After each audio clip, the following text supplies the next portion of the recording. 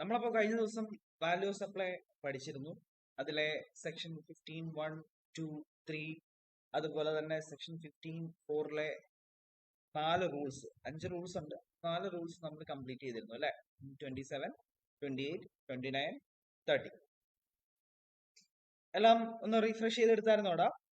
നോക്കി വെച്ചിട്ടുണ്ടോ എല്ലാം? പറഞ്ഞേ.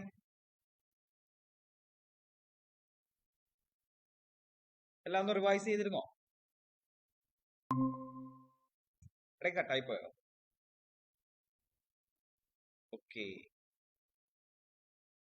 നോക്കിയായിരുന്നു. ശരി ശരി, വെരി ഗുഡ്.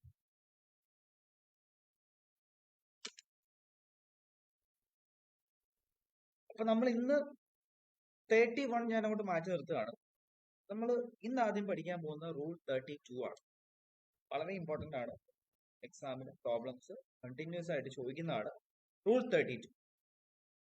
റൂൾ 32-ല് കുറെ അധികം സബ്സെക്ഷനുകളുണ്ട്. റൂൾ 32-ല് ഒരു 4-5 സബ്സെക്ഷനുകളുണ്ട്. അതിൽ പഠിക്കേണ്ട ഇമ്പോർട്ടന്റ് ആയിട്ടുള്ള ഒരു 5 സെക്ഷനുകളുണ്ട്. അത് ഞാൻ ഇവിടെ റാങ്ക് ചെയ്തിട്ടുണ്ട്. ആ റാങ്ക് ചെയ്തിരിക്കുന്നതിനനുസരിച്ചായിരിക്കും നമ്മൾ പഠിക്കുക. ഓക്കെ, ഫസ്റ്റ് റാങ്ക് ഞാൻ കൊടുത്തിരിക്കുന്നത് റൂൾ 32 സബ്സെക്ഷൻ 5-നാണ്.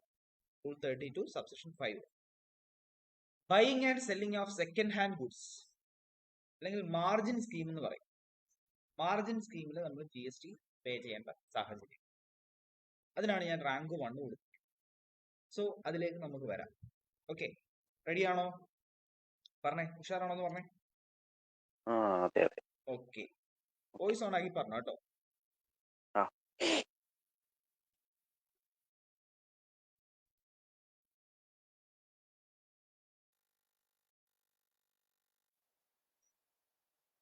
രാവിലെ മഴയില്ലല്ലോ അല്ലേ? ഇവിടെ രാവിലെ കുഴപ്പമില്ല. ഇവിടെ മഴയില്ല. ഇവിടെ ആദർശാണ്. ആദർശേ, ഗുഡ് മോർണിംഗ് ആദർശ്. കഴിഞ്ഞ ദിവസത്തെ ക്ലാസ് കണ്ടിരുന്നോ? റെക്കോർഡിങ്സ് കണ്ടിരുന്നോ? വോയിസ് ഓൺ ആക്കി പറഞ്ഞോ കേട്ടോ.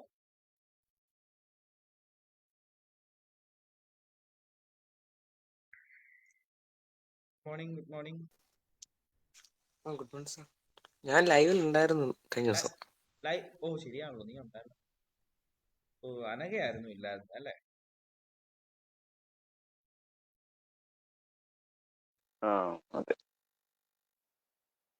അപ്പോ ആദർശിന് വേണ്ടിയിട്ട് ഒന്നുകൂടെ പറയാണ്. നമ്മൾ കഴിഞ്ഞ ദിവസം സെക്ഷൻ 15(1), 2, 3 അതുപോലെ സെക്ഷൻ 15(4)ലെ 4 റൂളുകൾ 27, 28, 29, 30 ഇത്രയാണ് പഠിച്ചത്. 5 റൂളുണ്ട്, 4 റൂൾ നമ്മൾ പഠിച്ചു. 31-നെ ഞാനൊന്ന് മാറ്റി നിർത്തുകയാണ്. 31 ഞാൻ അവസാനം എടുത്തോളാം. 32 ആണ് നമ്മൾ ആദ്യമായിട്ട് പഠിക്കാൻ പോകുന്നത്. 32 എന്ന് പറഞ്ഞു കഴിഞ്ഞാൽ അതിൽ നിന്ന് എക്സാമിന് കണ്ടിന്യൂസ് ആയിട്ട് ചോദ്യങ്ങൾ ചോദിക്കുന്നതാണ്. അതിനെ ഞാൻ ജസ്റ്റ് ഇതാ ഇവിടെ നിന്ന് റാങ്ക് ചെയ്തിട്ടുണ്ട്. ഞാൻ നമ്മുടെ ആദർശിന് വേണ്ടിയിട്ട് ഒന്നുകൂടെ കാണിച്ചു തരാം.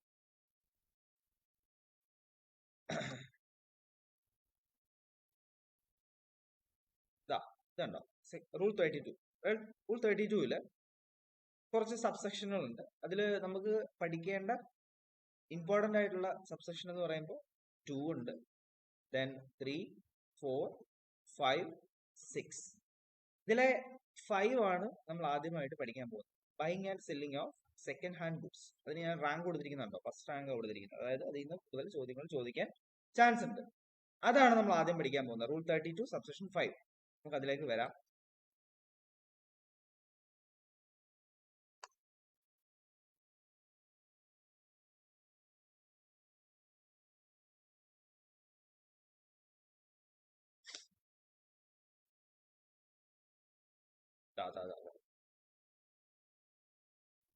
Rule 32. Determination of value in respect of certain supplies. Certain ആയിട്ടുള്ള ചില സപ്ലൈസിന്റെ വാല്യൂ ഓഫ് സപ്ലൈ ഡിറ്റർമിനേഷൻ ആണ് പറയുന്നത്. അതിലെ ആദ്യത്തെ സബ്സെക്ഷൻ നമ്മൾ പഠിക്കാൻ പോകുന്നത് ഞാൻ ഓൾറെഡി പറഞ്ഞു. 32 സബ്സെക്ഷൻ 5 ആണ്. Value of supplying, buying and selling of second hand goods. Second hand goods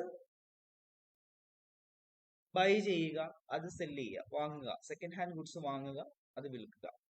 അങ്ങനെയുള്ള ഡീലേഴ്സിന്റെ ഡീലിങ്സിൽ എങ്ങനെയാണ് വാല്യൂ ഓഫ് സപ്ലൈ കാണുക? ഓക്കെ, നമുക്ക് നോക്കാം. ഇവിടെ ആ ഗുഡ്സിന്മേൽ അയാൾ ഇൻപുട്ട് ടാക്സ് ക്രെഡിറ്റ് എടുത്തിട്ടുണ്ടാവാൻ പാടില്ല.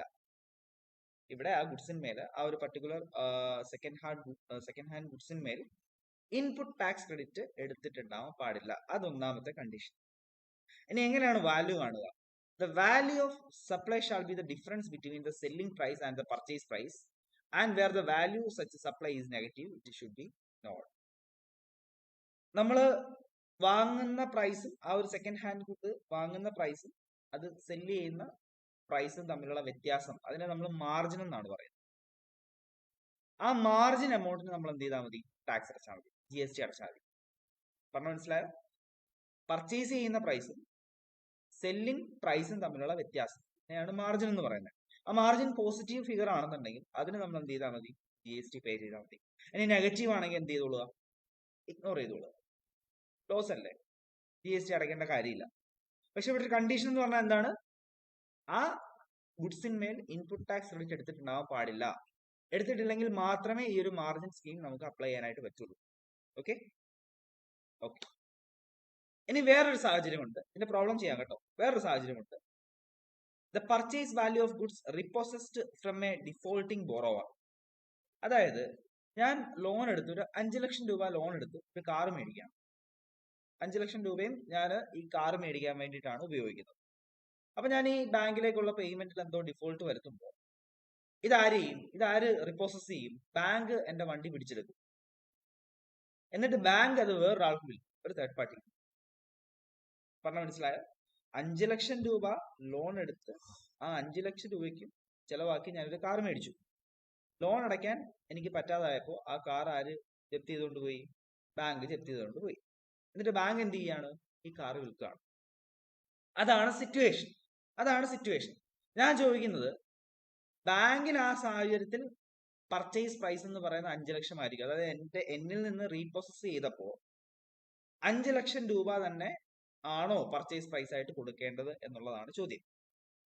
അല്ല, പർച്ചേസ് പ്രൈസ് ആയിട്ട് 5 ലക്ഷം കൊടുക്കണ്ട. എത്ര കാലയളവിൽ ഞാനിത് ഉപയോഗിച്ചിട്ടുണ്ടോ, അതായത് ഞാൻ പടം വരച്ച് കാണിക്കാം, നോക്കിക്കോണേ, ശ്രദ്ധിച്ചോണേ. ബാങ്ക് ഇതാണ് ഞാൻ. ഓക്കെ, ബാങ്ക് എനിക്ക് ലോൺ തരുന്നുണ്ട്. ബാങ്ക് ലോൺ തരുന്നുണ്ട്, ഒരു 5 ലക്ഷം രൂപ ലോൺ തരുന്നു. 5 ലക്ഷം രൂപ ലോൺ തരുന്നു. ആ 5 ലക്ഷം ഉപയോഗിച്ച് ഞാൻ എന്ത് ചെയ്യുന്നു? ഒരു കാർ പർച്ചേസ് ചെയ്യാണ്. ഓക്കെ, 5 ലക്ഷം ഉപയോഗിച്ച് ഞാൻ ഒരു കാർ പർച്ചേസ് ചെയ്യാം. സോ ഞാൻ പേയ്മെന്റ് തിരിച്ചടയ്ക്കുന്നതിൽ ഡിഫോൾട്ട് വരുത്തുകയാണ്.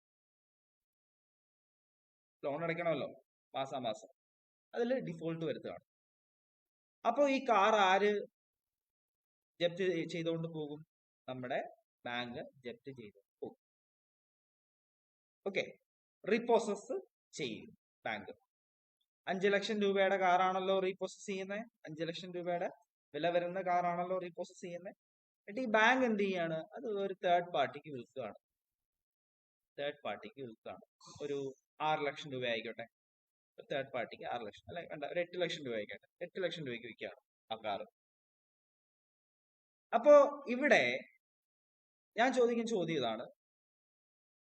ഇവിടുത്തെ പർച്ചേസ് പ്രൈസ് ബാങ്കിന്റെ പർവ്യൂവിൽ പറയണം, ബാങ്കിന്റെ പൊസിഷനിൽ നിങ്ങൾ നിന്നുകൊണ്ട് പറയണം. ഇവിടെ പർച്ചേസ് പ്രൈസ് 5 ലക്ഷം എടുക്കണോ? പർച്ചേസ് പ്രൈസ് 5 ലക്ഷം എടുക്കണം? വേണ്ട. ഞാൻ ആ കാർ എന്ന് യൂസ് ചെയ്യുന്നു, അന്ന് മുതൽ ബാങ്ക് റിപ്പോസസ് ചെയ്യുന്ന ദിവസം വരെ എത്ര ക്വാർട്ടർ ഉണ്ടെന്ന് നോക്കാം.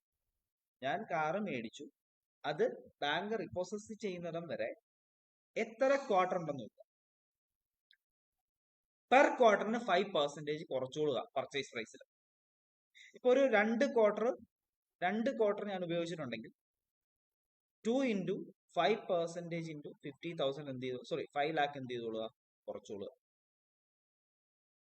ബാക്കിയാണ് പർച്ചേസ് പ്രൈസ് ആയിട്ട് വരിക. ഓക്കെ, ബാക്കിയാണ് പർച്ചേസ് പ്രൈസ് ആയിട്ട് വരിക. ദെൻ സെല്ലിംഗ് പ്രൈസിൽ നിന്ന് മൈനസ് ചെയ്യുക, ടാക്സ് അടയ്ക്കുക. ഇതാണ് സംഗതി. ഒരു എക്സാമ്പിൾ ചെയ്യാം, അപ്പോൾ മനസ്സിലാവും കുറച്ചുകൂടി കേട്ടോ. ഇതാ നോക്കിയേ, Raman company being a car dealer dealing in second hand cars Raman company ഒരു കാർ ഡീലറാണ്. സെക്കൻഡ് ഹാൻഡ് കാർസ് വിൽക്കുന്ന ഡീലറാണ് നമ്മുടെ Raman company. Raman company purchases used car from mister Raja. Raman company mister രാജയിൽ നിന്നും യൂസ്ഡ് കാർസ് പർച്ചേസ് ചെയ്യുന്നു. And sell the very same car to miss Rani. അതേ car miss റാണിക്ക് വിൽക്കുകയാണ് after wash and painting. The purchase price is 2 lakh. Purchase price, അതായത് രാമാൻ company രാജയിൽ നിന്ന് ഈ car വാങ്ങിയപ്പോൾ purchase price ആയിട്ട് വന്നത് 2 ലക്ഷം രൂപയാണ്. സെല്ലിംഗ് പ്രൈസ്, റാണിക്ക് ഇത് വിൽക്കുമ്പോൾ 2,50,000 രൂപ. സോ പർച്ചേസ് പ്രൈസുമായി സെല്ലിംഗ് പ്രൈസുമായി. Find the GST liability as per Rule 32 Section 5 of the CGST Rules 2017 by following margin scheme in the hands of Raman Company. Assume applicable rate of GST 28%. ഇവിടെ നോട്ടായിട്ട് അവർ പറയുന്നുണ്ട്, Raman company is not availing input tax credit on purchase of second hand goods. Second hand ഗുഡ്സിന്മേൽ അവര് input tax credit avail ചെയ്യുന്നില്ല എന്നുള്ള കാര്യം പറയുന്നുണ്ട്. അതുകൊണ്ട് തന്നെ മാർജിൻ സ്കീം നമുക്ക് ഇവിടെ എടുക്കാം.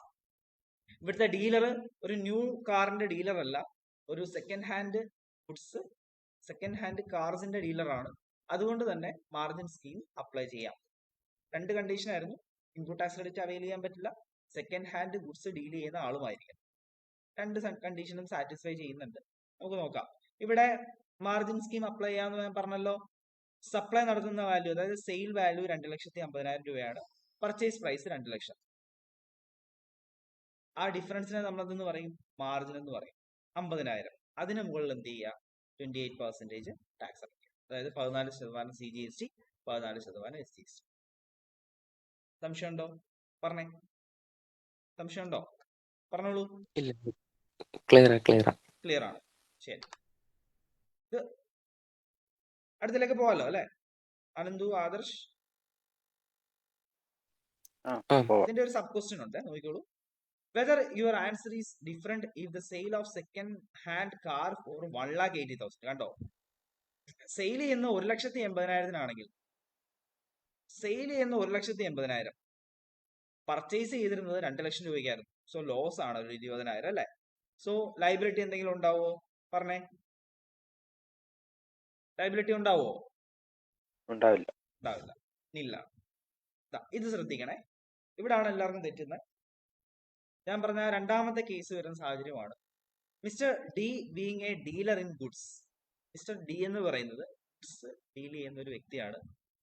ഗുഡ്സ് എന്ന് പറഞ്ഞാൽ സെൽ ന്യൂ ബ്രാൻഡ് കാർസ്. ഞാൻ അതാണ് റെഡിലാക്കിയിരിക്കുന്നത് കേട്ടോ. Sells new brand cars at 11 lakh. 11 ലക്ഷം രൂപയ്ക്കാണ് പുതിയ കാറുകൾ വിൽക്കുന്നത്. പുതിയ കാറുകൾ വിൽക്കുന്ന ഒരു ഡീലറാണ് mister D. He advertises that customers can sell their old car if they buy new car from him. അയാൾ ഒരു അഡ്വർടൈസ്മെന്റ് കൊടുക്കുകയാണ്, നിങ്ങളുടെ ഓൾഡ് കാർ, കസ്റ്റമേഴ്സ് ആയിട്ടുള്ള നിങ്ങളുടെ ഓൾഡ് കാർ എനിക്ക് വിൽക്കുമ്പോൾ ഞാൻ എന്ത് ചെയ്യാം? പുതിയ കാർ നിങ്ങൾക്ക് തരാം എന്നുള്ളൊരു ഓഫർ മുമ്പോട്ട് വയ്ക്കുകയാണ്. 1 customer exchange his old car for 2 lakh. അങ്ങനെ ഇരിക്കെ ഒരു കസ്റ്റമർ വന്നു, അയാളുടെ ഒരു 2 ലക്ഷം രൂപ വില വരുന്ന ഒരു കാർ എക്സ്ചേഞ്ച് ചെയ്തിട്ട് അയാൾ ഈ ഒരു പുതിയ കാർ മേടിച്ചോണ്ട് പോയി. 2 ലക്ഷം രൂപയെ അതിന് കിട്ടുള്ളായിരുന്നു. 2 ലക്ഷം രൂപയുടെ ആ ഒരു കാറ് പുള്ളിക്ക് കൊടുത്തിട്ട് എന്ത് ചെയ്തു? ബാക്കി 9 ലക്ഷം കൂടെ പേ ചെയ്ത് ആ പുതിയ കാറ് നമ്മുടെ കസ്റ്റമർ മേടിച്ചുകൊണ്ട് പോയി. ഓക്കെ, പറഞ്ഞ മനസ്സിലായതോ? അപ്പൊ 9 2 11 ആയല്ലോ, 11 ലക്ഷം ആയല്ലോ. Central tax department demanded to pay GST on 11 ലക്ഷം. അപ്പോൾ ടാക്സ് ഡിപ്പാർട്ട്മെന്റ് പറയാണ് 9 ലക്ഷത്തിന് GST അടച്ചാൽ പോരാ, 11 ലക്ഷം രൂപയ്ക്കും GST അടയ്ക്കണമെന്ന് പറയാണ്. അപ്പൊ നമ്മുടെ ഡി ആർഗ്യൂ ചെയ്യാണ് that he is eligible to pay GST on the difference, namely margin 9 lakh. Margin ആയിട്ടുള്ള 9 lakhന്മേൽ മാത്രമേ ഞാൻ GST അടയ്ക്കുള്ളെന്ന് ഡി പറയുകയും ചെയ്യുന്നു. ഇത് ശരിയാണോ എന്നാണ് ചോദ്യം. പറഞ്ഞ മനസ്സിലായോ? മിസ്റ്റർ ഡി പുതിയ കാറ് വിൽക്കുന്ന ഒരു ഡീലറാണ്. 11 ലക്ഷം രൂപയ്ക്കാണ് അയാൾ കാറ് വിൽക്കുന്നത്. അയാൾ ഒരു പരസ്യം കൊടുക്കുന്നു, പഴയ കാറുകൾ കൊണ്ടുവരുന്നവർക്ക് അതിനൊരു വിലയിട്ട് പുതിയ കാർ നമ്മൾ ഇഷ്യൂ ചെയ്യും, ബാക്കി പൈസ അടച്ചാൽ മതി എന്ന് പറയുന്നു. അങ്ങനെ ഇരിക്കും ഒരു കസ്റ്റമർ വരുന്നു, അയാളുടെ കാറിന് 2 ലക്ഷം രൂപ കിട്ടുന്നുണ്ട്. സോ ബാക്കി 9 ലക്ഷം അയാൾ പേ ചെയ്താൽ മതി. മിസ്റ്റർ ഡി അയാൾക്ക് പുതിയ കാർ വിൽക്കുന്നു, 11 ലക്ഷം രൂപയുടെ കാർ 9 ലക്ഷം രൂപയ്ക്ക് വിൽക്കുന്നു എക്സ്ചേഞ്ച് ചെയ്തുകൊണ്ട്. ടാക്സ് ഡിപ്പാർട്ട്മെന്റ് 11 ലക്ഷം അടയ്ക്കണമെന്ന് പറയുന്നു, അത് തെറ്റാണ്, മാർജിൻ അടച്ചാൽ മതി എന്ന് ഡി പറയുന്നു. നിങ്ങൾ എന്ത് പറയുന്നു? അത് പറ. അനന്തവും ആദർശം എന്ത് പറയുന്നു? മാർജിൻ സ്കീം അവിടെ അപ്ലൈ ചെയ്യാൻ പറ്റുമോ? പറ്റില്ല. അപ്ലൈ ചെയ്യാൻ പറ്റില്ല. കാരണം ഒന്നാമത്തെ കാരണം, ഇയാള് സെക്കൻഡ് ഹാൻഡ് ഗുഡ്സ് സെല്ല് ചെയ്യുന്ന ബൈങ് ആൻഡ് സെല്ല് ചെയ്യുന്ന ഡീലർ അല്ല. അത് തന്നെയാണ് ഇവിടെ കാര്യം. മാർജിൻ സ്കീം അപ്ലൈ ചെയ്യുന്ന ആർക്കാ ചെയ്യാൻ പറ്റുക? ആർക്കാണ് അലൗബിൾ? സെക്കൻഡ് ഹാൻഡ് ഗുഡ്സ് വാങ്ങുക, വിൽക്കുക, അവർക്ക് മാത്രമേ മാർജിൻ സ്കീം ഓപ്റ്റ് ചെയ്യാനായിട്ട് പറ്റൂ. സോ ഇവിടെ എഴുതിയിട്ടുണ്ട്, rule 32 subsection 5 of the CGST rules 2017 is applicable only when person in dealing in buying and selling of second hand goods. പച്ച colour കാണിച്ചിരിക്കുന്നുണ്ടോ? In the given case, Mr. D is not eligible for margin scheme as referred in rule 32 subsection 5. So ഇതിന് eligible അല്ല, margin സ്കീമിന് eligible അല്ല. അതുകൊണ്ട് തന്നെ എന്താണ്, അയാള് 11 ലക്ഷം രൂപയ്ക്കും GST അടക്കേണ്ടി വരും. നമ്മുടെ ടാക്സ് ഡിപ്പാർട്ട്മെന്റിന്റെ വ്യൂ ആണ് കറക്റ്റ് എന്നാണ് പറഞ്ഞിരിക്കുന്നത്. ക്ലിയർ ആണല്ലോ? പറഞ്ഞേ, ക്ലിയർ ആണെങ്കിൽ പറഞ്ഞേ. എന്തെങ്കിലും ഡൗട്ട് എവിടെങ്കിലും? കുഴപ്പമില്ല. ലോണിന്റെ കേസ് ഞാൻ പറഞ്ഞില്ലേ, ലോണിന്റെ case. Mister X took a car loan of 3 lakh. നമ്മുടെ എക്സ് ഒരു കാർ ലോൺ എടുക്കുകയാണ് 3 ലക്ഷം രൂപയുടെ. ABC ബാങ്കിൽ നിന്നാണ് എടുക്കുന്നത്. ABC ബാങ്കിൽ നിന്നാണ് കാർ ലോൺ എടുക്കുന്നത് 1 September 2023. ആ എമൗണ്ട് മൊത്തം യൂസ് ചെയ്ത് ഇയാൾ ഒരു കാർ മേടിക്കുകയാണ്. 1 ലക്ഷം രൂപയുടെ ലോൺ എടുക്കുന്നു ബാങ്കിൽ നിന്ന്. എക്സ് ആ 3 ലക്ഷം രൂപയെ മുടക്കി എന്ത് ചെയ്യുന്നു? ഒരു കാർ എടുക്കുന്നു. അപ്പോ mister X defaults on the loan balance and thereby his car is repossessed by the bank. അപ്പൊ ഇയാള് ലോൺ പേയ്മെന്റ് അടയ്ക്കുന്നതിൽ എന്തോ ഡിഫോൾട്ട് വരുത്തിയപ്പോ ആ കാറ് ബാങ്ക് എന്ത് ചെയ്തു? റിപ്പോസസ് ചെയ്തു, തിരിച്ചെടുത്തു, ജപ്തി ചെയ്തു എന്ന് വിചാരിച്ചു. ഓൺ 1 January ഇവിടെ ഡേറ്റുകൾ കമ്പൾസറി ആണ്. ഡേറ്റുകൾ ഇവിടെ വളരെ ഇമ്പോർട്ടന്റ് ആണ്, നിങ്ങൾ നോക്കണം. കാരണം ക്വാർട്ടറിന്റെ കാൽക്കുലേഷൻ ഉണ്ടാവും. അതുകൊണ്ട് തന്നെ ഡേറ്റുകൾ ഇവിടെ നിങ്ങൾ മൈൻഡ് ചെയ്യേണ്ടതാണ്. This car is sold on 30th March 2024 by the bank for 2,50,000. അപ്പോ തിരിച്ചെടുത്തതിന് ശേഷം ഈ കാറ് ബാങ്ക് എന്ത് ചെയ്യാണ്? മറ്റൊരാൾക്ക് സെല്ല് ചെയ്യാണ് 2,50,000 രൂപയ്ക്ക്. സോ ഇവിടെ സെല്ലിംഗ് പ്രൈസ് ഉണ്ട് നിങ്ങളുടെ കയ്യിൽ, സെയിൽസ് പ്രൈസ് ഉണ്ട്, നോ ഇഷ്യൂ. സെയിൽസ് പ്രൈസ് ഇവിടെ തന്നിട്ടുണ്ട് 2,50,000. എനിക്കറിയേണ്ടത് പർച്ചേസ് പ്രൈസ് ആണ്. ബാങ്ക് ഇത് റിപ്പോസസ് ചെയ്യുമ്പോൾ 3 lakh ആണോ പർച്ചേസ് പ്രൈസ് എന്നുള്ളതാണ് കണ്ടുപിടിക്കേണ്ടത്. ആണോ? ആയിരിക്കുമോ? പറഞ്ഞേ. ആയിരിക്കില്ല. എത്ര കുറയ്ക്കാൻ പറ്റും? അതെങ്ങനെയാണ് കാൽക്കുലേറ്റ് ചെയ്യുക? 1 September നമ്മുടെ കാറ് മേടിക്കുന്നത് അല്ലേ എക്സ്? 1 September. ബാങ്ക് ഇത് റിപ്പോസസ് ചെയ്യുന്ന എന്നാ? 1 January. ശരിയല്ലേ? അപ്പൊ അന്ന് വരെ എത്ര ക്വാർട്ടർ ഉണ്ടെന്ന് നോക്കുക. അപ്പൊ ജനുവരി, ഫെബ്രുവരി, March, April, May, June, July, August, September. July, August, September ഒരു ക്വാർട്ടർ. ജൂലൈ, ഓഗസ്റ്റ്, സെപ്റ്റംബർ ഒരു ക്വാർട്ടർ. ഒക്ടോബർ, നവംബർ, ഡിസംബർ ഒരു ക്വാർട്ടർ. ജാനുവരി അടുത്ത ക്വാർട്ടറിലേക്ക് കടന്നു അല്ലേ? സോ നമ്മൾ മൈൻഡ് ചെയ്യണം. ഇപ്പൊ എത്ര ക്വാർട്ടർ ഉണ്ട്?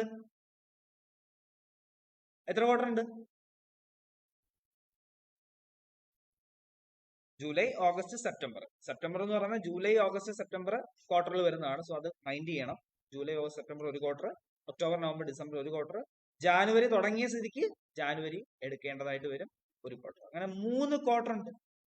3 ക്വാർട്ടർ 5% വെച്ച് 3 lakhന്റെ എന്ത് ചെയ്യാൻ നമുക്ക് കുറയ്ക്കാൻ പറ്റും? എത്ര വരും എന്ന് പറയാമോ? പറഞ്ഞേ. എത്ര വരും?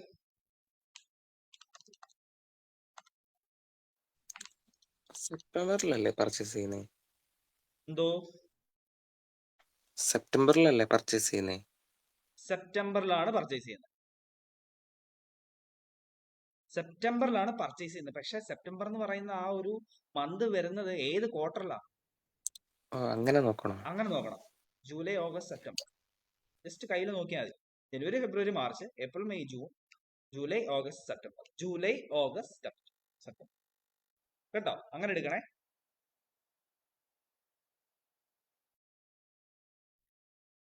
45,000 ആണോ?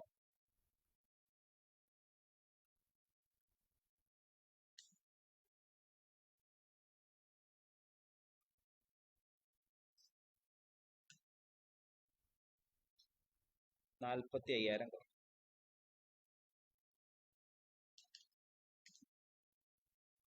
$2,50,000.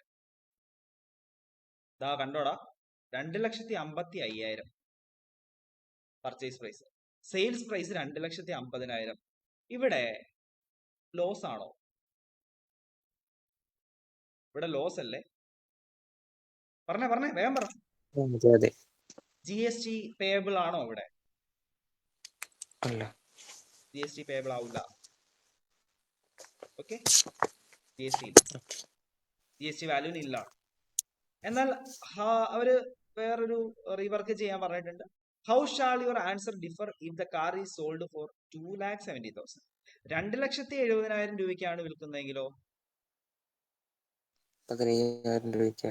2,55,000 ആണ് പർച്ചേസ് പ്രൈസ്. അങ്ങനെയാണെങ്കിലോ എത്ര വരും? 15,000 രൂപയ്ക്ക്. മൈനസ് 2,55,000. 15,000 എന്ത് വരും? നമുക്ക് മാർജിൻ വരും. അതിന് സർട്ടൻ പെർസെന്റേജ് എന്ത് അടച്ചോളുക? GST അടച്ചോളുക.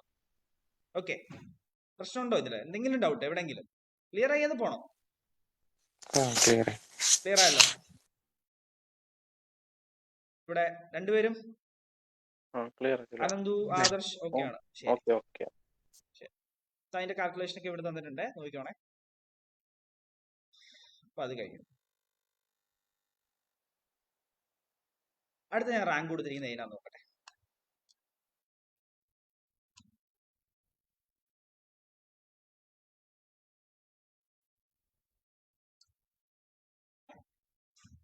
റാങ്ക് 2 ഞാൻ കൊടുത്തിരിക്കുന്നത് service of booking air tickets by an air travel agent. Rule 32 subsection 3 important ആണ്. ഞാൻ കഴിഞ്ഞ എക്സാം എഴുതാൻ പോയപ്പോൾ ഇത് ചോദിച്ചിരുന്നു, ഈ പ്രോബ്ലം, എയർ ട്രാവൽ ഏജന്റിന്റെ പ്രോബ്ലം. ഒന്ന് നോക്കാം. സിമ്പിൾ ആണ് കേട്ടോ, സിമ്പിളാണ്, വളരെ സിമ്പിൾ ആണ്, ഒന്നുമില്ല.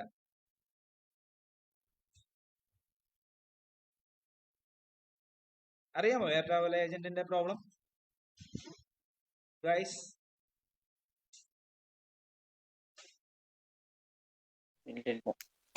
എന്തോ കേട്ടില്ല? അറിയില്ല. ഇപ്പൊ പഠിക്കാം.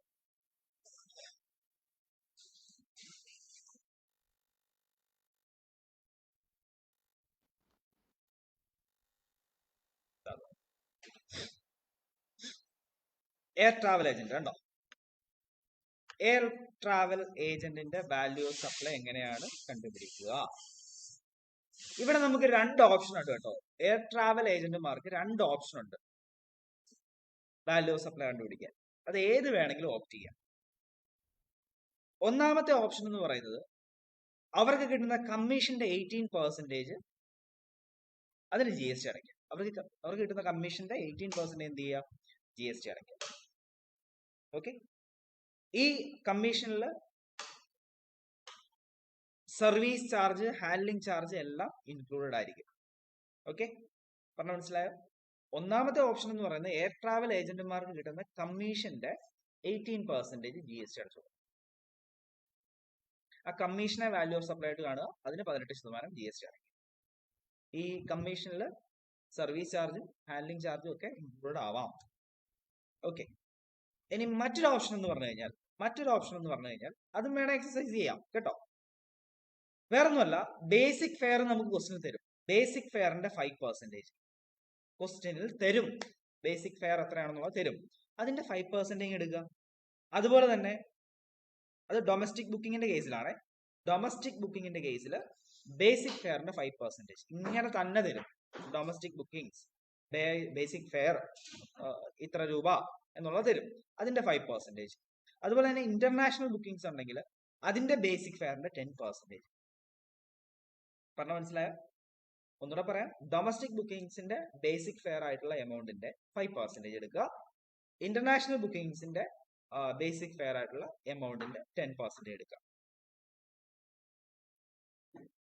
ഓക്കെ,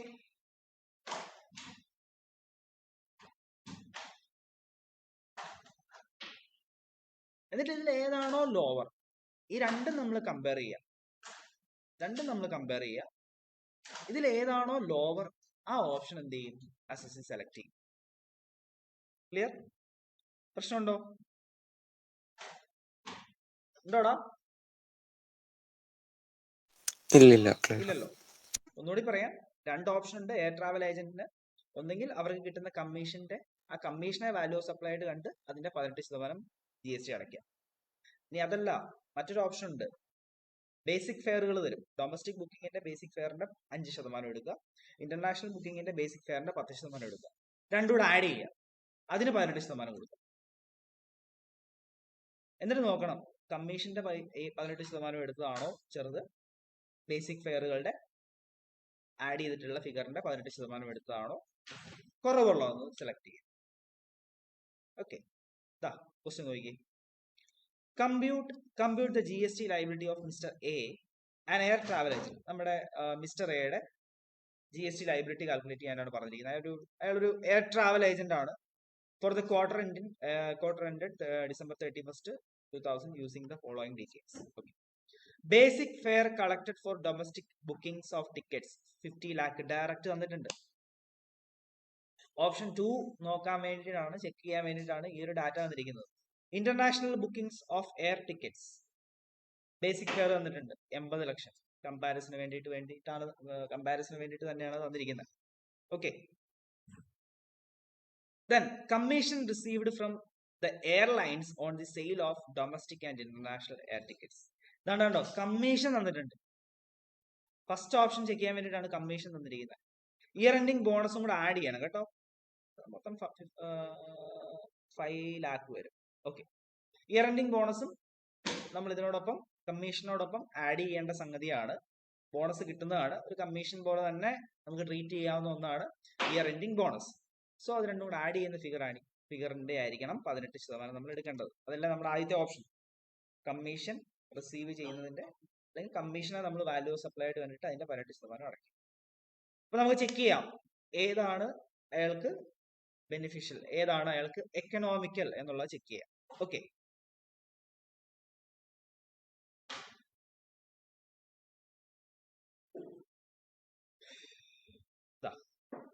ആദ്യം നമുക്ക് കമ്മീഷന്റെ നോക്കാം.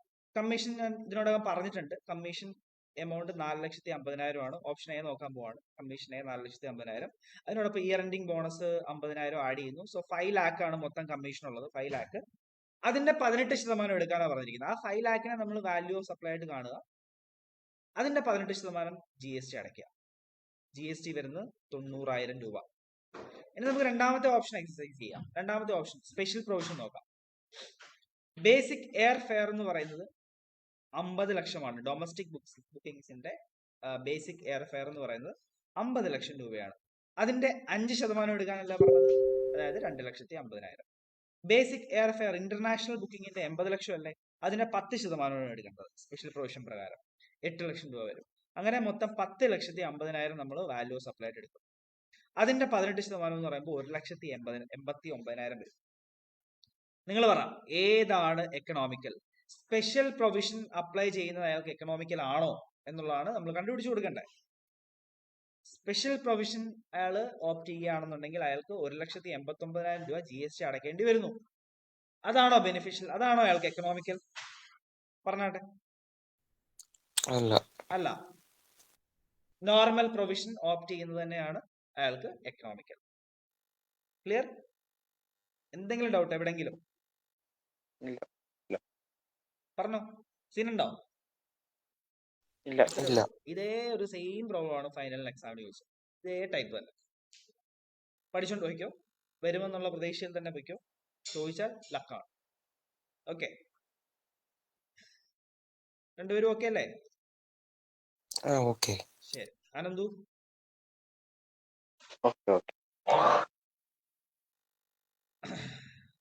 അപ്പൊ അത് കഴിഞ്ഞു.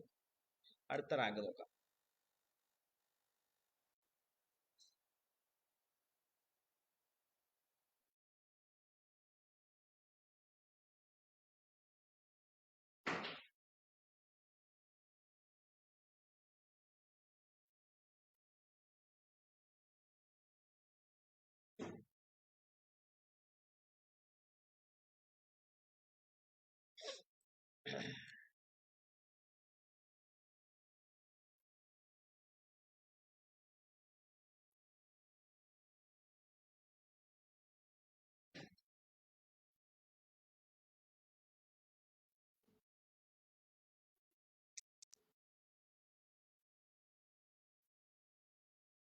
നമ്മൾ റാങ്ക് 1 കൊടുത്ത മാർജിൻ സ്കീം സെക്ഷൻ 32 സബ്സെക്ഷൻ 5 പഠിച്ചു.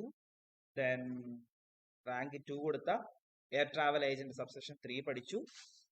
ഇനിയും 4 കൊടുത്തിരിക്കുന്ന ലൈഫ് ഇൻഷുറൻസ് സർവീസ് ആണ്. സോറി, അത് 5 അല്ലേ. റാങ്ക് 3 കൊടുത്തിരിക്കുന്നത് voucher, token, coupon or stamps. Voucher, token, coupons or stamps redeemable against goods or service. Rank 3 ആണ് കൊടുത്തിരിക്കുന്നത്. നമുക്ക് നോക്കാം.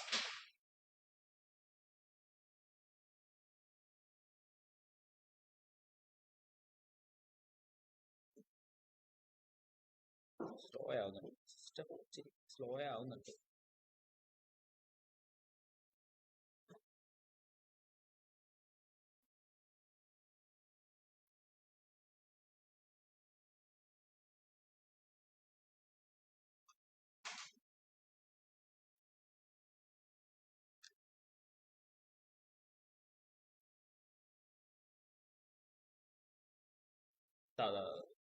Rule 32 subsection 6. The value of a token or a voucher or a coupon or a stamp other than postage stamp which is redeemable against a supply of goods or service or both shall be equal to the money value of the goods or services or both redeemable against such token, voucher, coupon or stamp. നമ്മൾ ഇത് പഠിക്കുന്ന സമയത്ത് നിങ്ങൾ എവിടെയോ കണ്ട പോലെ ഉള്ള തോന്നലുകൾ തോന്നലല്ല, സത്യമാണ്. ഇതാ നോക്കിക്കോ, ഇലിസ്ട്രേഷനിലൂടെ പറഞ്ഞു തരാം ഈ ഒരു പ്രൊവിഷൻ, ഈ ഒരു section. Mister X had purchased a voucher for 200. നമ്മുടെ എക്സ് ഒരു വൗച്ചർ പർച്ചേസ് ചെയ്തു. 200 രൂപ കൊടുത്തിട്ട് ഒരു വൗച്ചർ പർച്ചേസ് ചെയ്തു. എന്നാണ് പർച്ചേസ് ചെയ്യുന്നത് എന്നൊന്നും പറഞ്ഞിട്ടില്ല. Which was redeemable against purchase of a wallet worth 500 rupees from shopping store. ഇതെന്നാണ് റെഡീം ചെയ്യുന്ന അയാള്? എങ്ങനെയാണ് റെഡീം ചെയ്യുക? ഷോപ്പിംഗ് സ്റ്റോപ്പ് എന്ന് പറയുന്ന ഒരു ഷോപ്പിൽ പോയി 500 രൂപ വിലയുള്ള ഒരു വാലറ്റ് എന്ത് ചെയ്യാം, ഇയാൾക്ക് ഈ വൗച്ചർ ഉപയോഗിച്ച് പർച്ചേസ് ചെയ്യാം. ഇവിടെ മറ്റ് ഡേറ്റുകൾ ഒന്നും തരാത്തത് കൊണ്ട് തന്നെ റിഡംഷന്റെ ഡേറ്റ് തന്നിട്ടില്ല, വൗച്ചർ ഇഷ്യൂ ചെയ്യുന്ന ഡേറ്റ് തന്നിട്ടില്ല. അങ്ങനെ തരുമ്പോ വാല്യൂ ഓഫ് സപ്ലൈ എന്ന് പറയുന്നത് റിഡംഷന്റെ അന്നത്തെ ആ ഒരു എത്രയാണോ റിഡംഷന്റെ വർത്ത് വരുന്നത്, എത്ര രൂപയുടെ അസറ്റ് ആണോ ആ ഒരു ആണോ നമ്മൾ പർച്ചേസ് ചെയ്യുന്നത്, ആ വാല്യൂ എടുത്തോളുക. ക്ലിയർ? ഇൻവോയ്സ് വൗച്ചർ ഇഷ്യൂ ചെയ്യുന്ന ഡേറ്റ് തന്നിട്ടില്ല, എന്നാണ് ഇത് റെഡീം ചെയ്യുന്നതെന്ന് പറഞ്ഞിട്ടില്ല.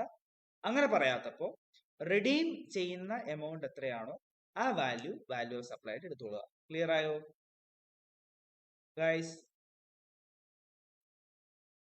സീനുണ്ടോ? ക്ലിയർ ആയല്ലോ? എന്നാൽ നമുക്ക് അടുത്ത എക്സാമ്പിളിലേക്ക് വരാം. ഇത് നോക്കിക്കോ, ഇത് നിങ്ങൾ കണ്ടിട്ടുണ്ടാവും. X limited being a cloth merchant sold gift voucher to customer for 2000. X limited ഒരു ക്ലോത്ത് മെർച്ചന്റ് ആണ്. അയാൾ ഒരു ഗിഫ്റ്റ് വൗച്ചർ വിൽക്കുകയാണ് കസ്റ്റമറിന് 2000 രൂപയ്ക്ക്. ഓൺ 10th November ഉണ്ട്, ഇവിടെ ഡേറ്റ് ഒക്കെ തന്നിട്ടുണ്ട്. 10th November വിൽക്കുന്നത്. To purchase specific cloth from it showroom. Identifiable ആണോ വൗച്ചർ? വൗച്ചർ ഐഡന്റിഫയബിൾ ആണോ? നമ്മൾ ടൈം ഓഫ് സപ്ലൈ പഠിപ്പിച്ചതാണ്. ആണ്. അതെ. ഓക്കെ, ഐഡന്റിഫയബിൾ ആണ്. Goods actually purchased by customer on 15th November for 2400. Goods ഇയാൾ ആക്ച്വലി പർച്ചേസ് ചെയ്യുന്നത് 15th November 2400 രൂപയുടെ ഗുഡ്സ് പർച്ചേസ് ചെയ്യുന്നുണ്ട്.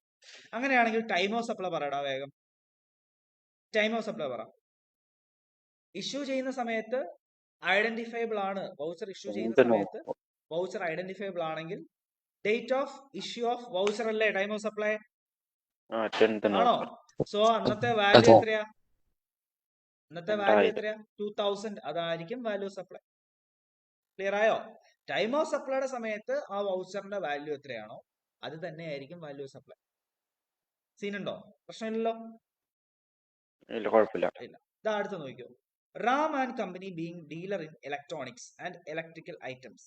റാം ആൻഡ് കമ്പനി ഇലക്ട്രോണിക് അല്ലെങ്കിൽ ഇലക്ട്രിക്കൽ ഐറ്റംസിന്റെ ഒരു ഡീലറാണ്.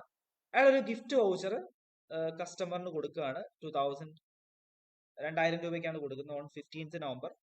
So date of issue of voucher 15th November ആണ്. Customer can use the gift voucher to purchase anything. Identifiable ആണോ? അല്ല.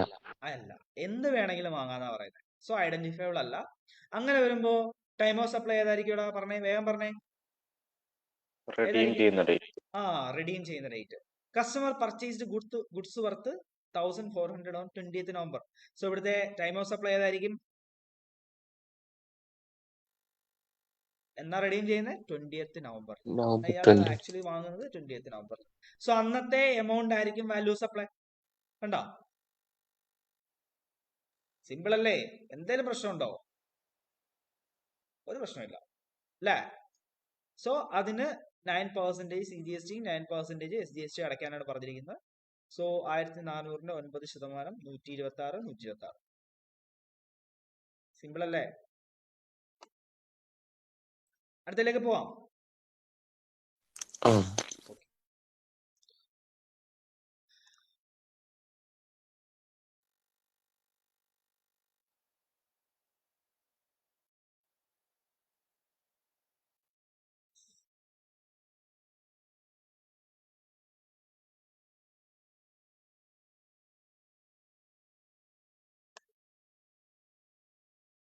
അത് കഴിഞ്ഞു.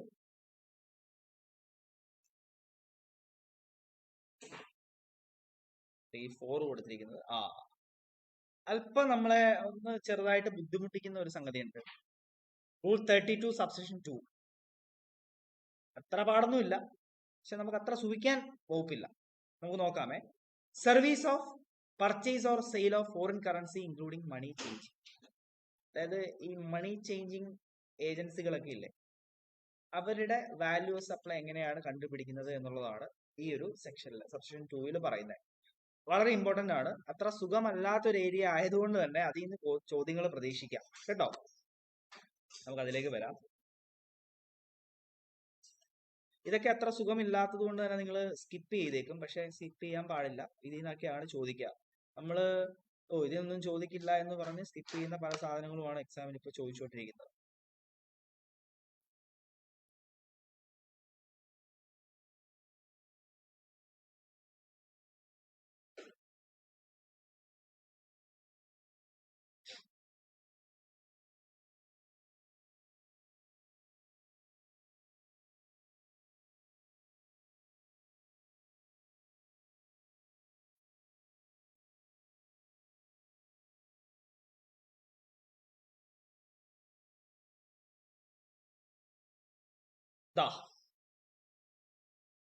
Special provision relating to determination of value or service of purchase or sale of foreign currency including money changing. Rule 32 subsection 2 ആണ്.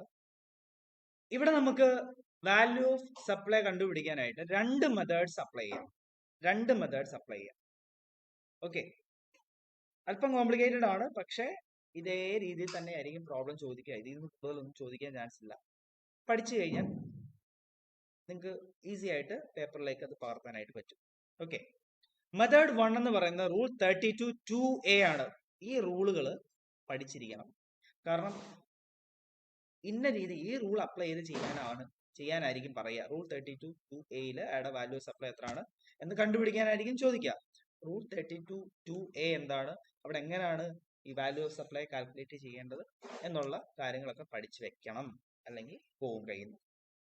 Okay, rule 32 2A അതായത് first മെത്തേഡിൽ 2 കേസുകളുണ്ട്. അതിലെ first case ആണ് പറയുന്നത് transaction where one of the currencies exchanged is Indian rupees. ഇവിടെ Indian റുപ്പിയിലേക്ക് convert ചെയ്യാം. ഇന്ത്യൻ റുപ്പിയിലേക്കുള്ള കൺവേർഷൻ. അവിടെ നമ്മൾ എങ്ങനെയാണ് വാല്യൂ ഓഫ് സപ്ലൈ കണ്ടുപിടിക്കുക? ഇവിടെ നമുക്കൊരു ബൈയിങ് റേറ്റ് അല്ലെങ്കിൽ സെല്ലിംഗ് റേറ്റ് തരും കറൻസിയുടെ. ബൈയിങ് റേറ്റ് അല്ലെങ്കിൽ സെല്ലിംഗ് റേറ്റ് തരും കറൻസിയുടെ. അതും RBIയുടെ റേറ്റും തമ്മിലുള്ള വ്യത്യാസം എടുക്കുക. റെഫറൻസ് റേറ്റും തമ്മിലുള്ള വ്യത്യാസം എടുക്കുക. ആ വ്യത്യാസത്തിനെ ടോട്ടൽ യൂണിറ്റ്സ് കൊണ്ട് എന്ത് ചെയ്യുക? ഇൻഡു ചെയ്യുക. ഫോറിൻ കറൻസിയുടെ ടോട്ടൽ യൂണിറ്റ്സ് കൊണ്ട് എന്ത് ചെയ്യുക? ഇൻഡു ചെയ്യുക. അതാണ് ഫസ്റ്റ് കേസ്. നമുക്ക് സെല്ലിംഗ് അല്ലെങ്കിൽ ബൈയിങ് റേറ്റ് തരും. അതും RBIയുടെ റെഫറൻസ് റേറ്റ് നമുക്ക് തരും. കമ്പയർ ചെയ്യുക. ഇപ്പോൾ 80 82 ആണെങ്കിൽ 80 82 പോയാൽ 2 എടുക്കുക, ഡിഫറൻസ് എടുക്കുക. ആ 2നെ ഫോറിൻ കറൻസിയുടെ യൂണിറ്റ്സ് ഒരു 1000 ആണെങ്കിൽ ഇൻറ്റു 1000 ചെയ്യുക. 2 ഇൻറ്റു 1000 വാല്യൂ സപ്ലൈ. ഇനി RBI റെഫറൻസ് റേറ്റ് അവൈലബിൾ അല്ലെങ്കിൽ ഇന്ത്യൻ റുപ്പിയിലേക്ക് നമ്മൾ കൺവേർട്ട് ചെയ്യുന്ന ആ എമൗണ്ടിന്റെ 1% നമ്മൾ വാല്യൂ സെപ്പറേറ്റ് കാണാം. ഇന്ത്യൻ റുപ്പിയിലേക്ക് കൺവേർട്ട് ചെയ്യുന്നു. ഇപ്പോ $1000 പെർ ഡോളറിന് 84 വെച്ചാണെന്നുണ്ടെങ്കിൽ 8400 വരും. ആ 8400ന്റെ 1% വാല്യൂ സെപ്പറേറ്റ് കാണിക്കുക. ഇതാ ഒരു എക്സാമ്പിൾ നോക്കിയോ. On 10th May, Mr. Doshi converted USD dollar 100 into 8,400 rupees at 84 per USD. അതായത് $100 ഇന്ത്യൻ റുപ്പിയിലേക്ക് കൺവേർട്ട് ചെയ്യാണ്. $1 വില 84 രൂപ. കണ്ടോ, ശ്രദ്ധിച്ചേ, ദോഷി കൺവേർട്ട് ചെയ്യാണ്. 100 USD ഡോളർ ഇന്ത്യൻ റുപ്പിയിലേക്ക് കൺവേർട്ട് ചെയ്യാണ്. പെർ ഡോളറിന് 84 രൂപയാണ് പ്രൈസ്. അപ്പോ 100 ഇൻറ്റു 84 8400 രൂപ ചിലവായിട്ടുണ്ട്. 8400 രൂപ ചിലവായിട്ടുണ്ട്. ഓക്കെ, അതായത് ഗ്രോസ് എമൗണ്ട് എന്ന് പറയുന്നത് 8400 രൂപയാണ്. ത്രൂ ഈസ്റ്റേൺ മണി ചേഞ്ചേഴ്സ് RBI റെഫറൻസ് റേറ്റ് തന്നിട്ടുണ്ട്. 83 രൂപയാണെന്ന് പറയും. RBI റെഫറൻസ് റേറ്റ് പ്രകാരം ഇന്ത്യൻ റുപ്പി 83 രൂപയാണ് പെർ ഡോളർ. ഓക്കെ, അങ്ങനെ വരുമ്പോൾ എന്താ ചെയ്യേണ്ടത്? ഈ കേസ് അങ്ങ് അപ്ലൈ ചെയ്യുക. ഈ ഒരു സാഹചര്യമാണ് ഞാൻ പറഞ്ഞ ആദ്യത്തെ ആ ഒരു സാഹചര്യമാണ്. സെല്ലിംഗ് പ്രൈസ് അല്ലെങ്കിൽ ബൈയിങ് പ്രൈസ് RBI റെഫറൻസ് റേറ്റും കമ്പയർ ചെയ്യാം. എത്ര വരും? 1 വരും. ഡിഫറൻസ് എടുക്കുക, 1 വരും. അതിനെ ഫോറിൻ കറൻസിയുടെ യൂണിറ്റ്സ് എത്രയാണോ അതുകൊണ്ട് ഇൻറ്റു ചെയ്യാം. സോ 1 into 100 എന്ന് പറയുമ്പോൾ 100 ആണ് value supply. And GST will be levied on this amount. ആ 100ന് മുകളിലാണ് നമ്മൾ GST പേ ചെയ്യുക. ഡൗട്ട് ഉണ്ടോ? പറഞ്ഞോ. ഡൗട്ട് ഉണ്ടെങ്കിൽ പറഞ്ഞോ. ഇത് ക്ലിയർ ചെയ്ത് പോകണം. ഇതിൽ എന്തെങ്കിലും സംശയം? ഇല്ല, എന്തോ കേട്ടില്ല ആദർശേ. ക്ലിയർ ആണ്. ഇനി RBI റെഫറൻസ് റേറ്റ് അവർ തന്നെ ഒന്ന് റീവർക്ക് ചെയ്തിരിക്കുകയാണ്. റീവർക്ക് ചെയ്യാൻ പറഞ്ഞിട്ടില്ല, ഒന്ന് പറഞ്ഞേക്കുന്നതാണ്, ക്ലിയർ ആവാൻ വേണ്ടിട്ട് പറഞ്ഞേക്കുന്നതാണ്. RBI റെഫറൻസ് റേറ്റ് അവൈലബിൾ അല്ലെങ്കിലോ എന്താ ചെയ്യണ്ടേ? RBI റെഫറൻസ് റേറ്റ് ഈ ഒരു സംഗതി നമുക്ക് തന്നിട്ടില്ല എന്ന് വിചാരിക്കുക. അപ്പൊ എന്ത് ചെയ്യും? ആ ഗ്രോസ് എമൗണ്ട് ഇല്ലേ, ഇന്ത്യൻ റുപ്പിയിലേക്ക് കൺവേർട്ട് ചെയ്തില്ലേ 8400 രൂപ, അതിന്റെ 1% നമ്മൾ വാല്യൂ സപ്ലൈഡ് കാണാം. വിഷയമുണ്ടോ? വിഷയമില്ലല്ലോ. സോ 84 രൂപയാണ് വാല്യൂ സപ്ലൈ. അതിന് മുകളിൽ നമ്മൾ എന്ത് ചെയ്യുക? GST പേ ചെയ്യുക. ക്ലിയർ അല്ലേ?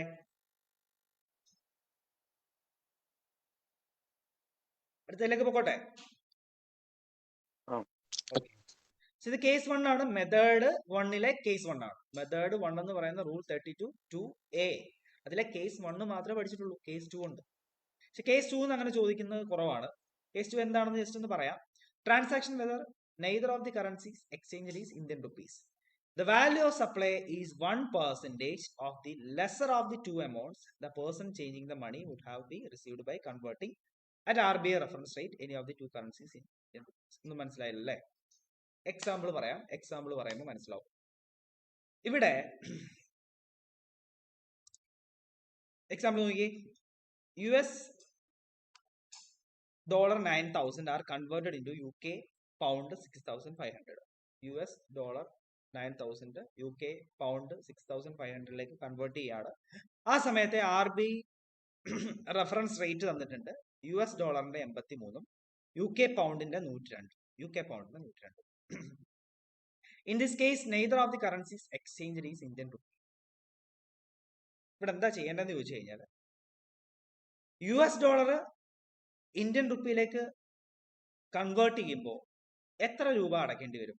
എത്ര രൂപയായിരിക്കും മൊത്തം പേ ചെയ്യേണ്ടി വരിക എന്ന് പറയാമോ? എങ്ങനെ അത് കണ്ടുപിടിക്കുക? US ഡോളർ 9,000 ഇന്ത്യൻ റുപ്പിയിലേക്ക് കൺവേർട്ട് ചെയ്യണം. അതിന് എത്ര രൂപ അടയ്ക്കാം, അല്ലെങ്കിൽ എത്ര രൂപയാവും മൊത്തം എന്ന് പറയാമോ? എങ്ങനെയാണ് ഇൻറ്റു ചെയ്യേണ്ടത്? 9,000 ഇൻറ്റു 83. ഡോളർ 9,000 ഇൻറ്റു 83 ചെയ്ത് കഴിഞ്ഞാൽ, അതായത് 83 എന്ന് പറയുന്നത് US ഡോളറിന്റെ വാല്യൂ ആണ്, RBI റെഫറൻസ് റേറ്റ് ആണ്. സോ 7,47,000 രൂപ വരും. അതുപോലെ UK പൗണ്ട് ഇന്ത്യൻ റുപ്പീസിലേക്ക് കൺവേർട്ട് ചെയ്യുമ്പോഴോ, UK പൗണ്ട് ഇന്ത്യൻ റുപ്പീസിലേക്ക് കൺവേർട്ട് ചെയ്യുമ്പോഴോ 6,500 UK പൗണ്ട് 102 രൂപ വെച്ച് 6,63,000 രൂപ വരും. ഓക്കെ, ഇതില് ഏർലിയർ ഏതാണെന്ന് നോക്കുക. ഇതിൽ earlier.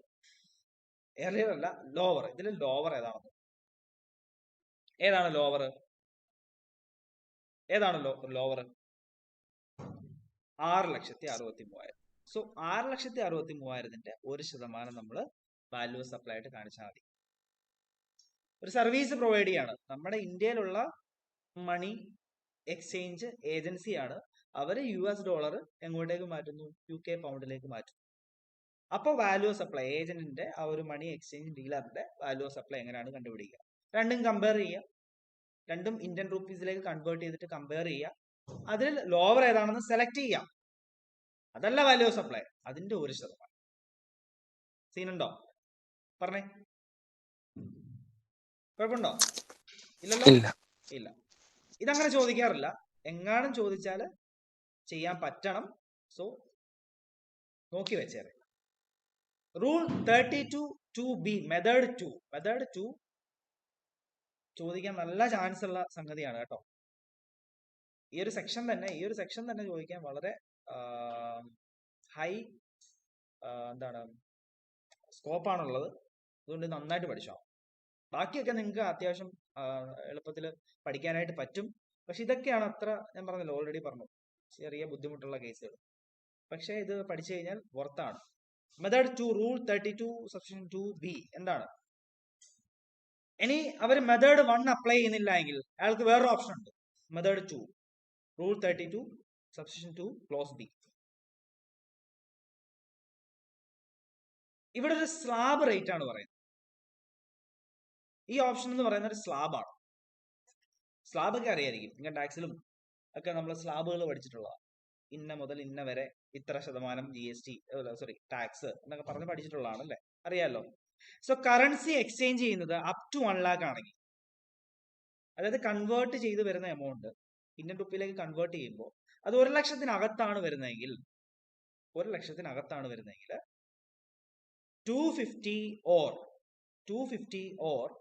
1% of gross amount currency exchange. ആ എക്സ്ചേഞ്ച് ചെയ്ത എമൗണ്ടിന്റെ 1% കമ്പയർ ചെയ്യാം.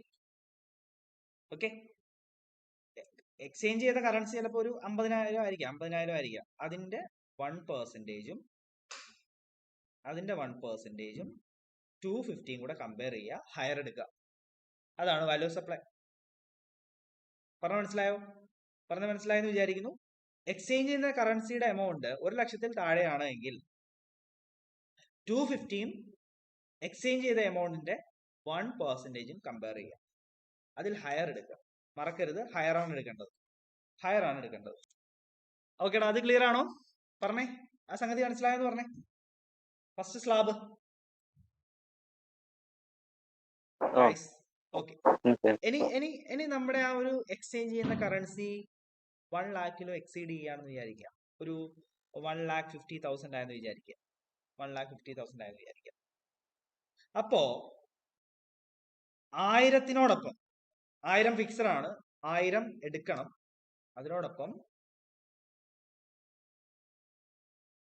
ബാക്കി 50,000-ന്റെ 1,00,000 നമ്മൾ ഇവിടെ അഡ്ജസ്റ്റ് ചെയ്തു. അതിനുള്ളതാണ് ഈ 1000 കൊടുത്തിരിക്കുന്നത് കേട്ടോ. എക്സ്ട്രാ വന്ന 50,000-ന്റെ 0.50% ആഡ് ചെയ്യാം. പറഞ്ഞ മനസ്സിലായോ?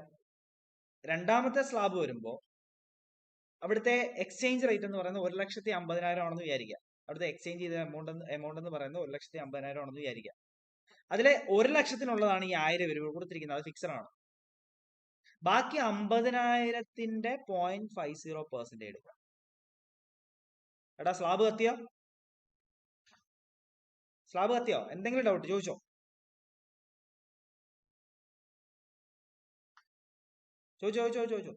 ഇനി പോട്ടെ, 2,00,000 ആണെന്ന് വിചാരിച്ചോ.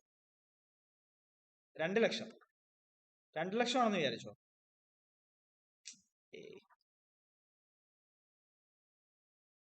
ഈ 2,00,000-ലെ 1,00,000-ന്റെയാണ് ഈ 1000. ബാക്കി 1,00,000-ന്റെ 0.50%. ഇപ്പൊ കത്തിയോ? ഓക്കെ.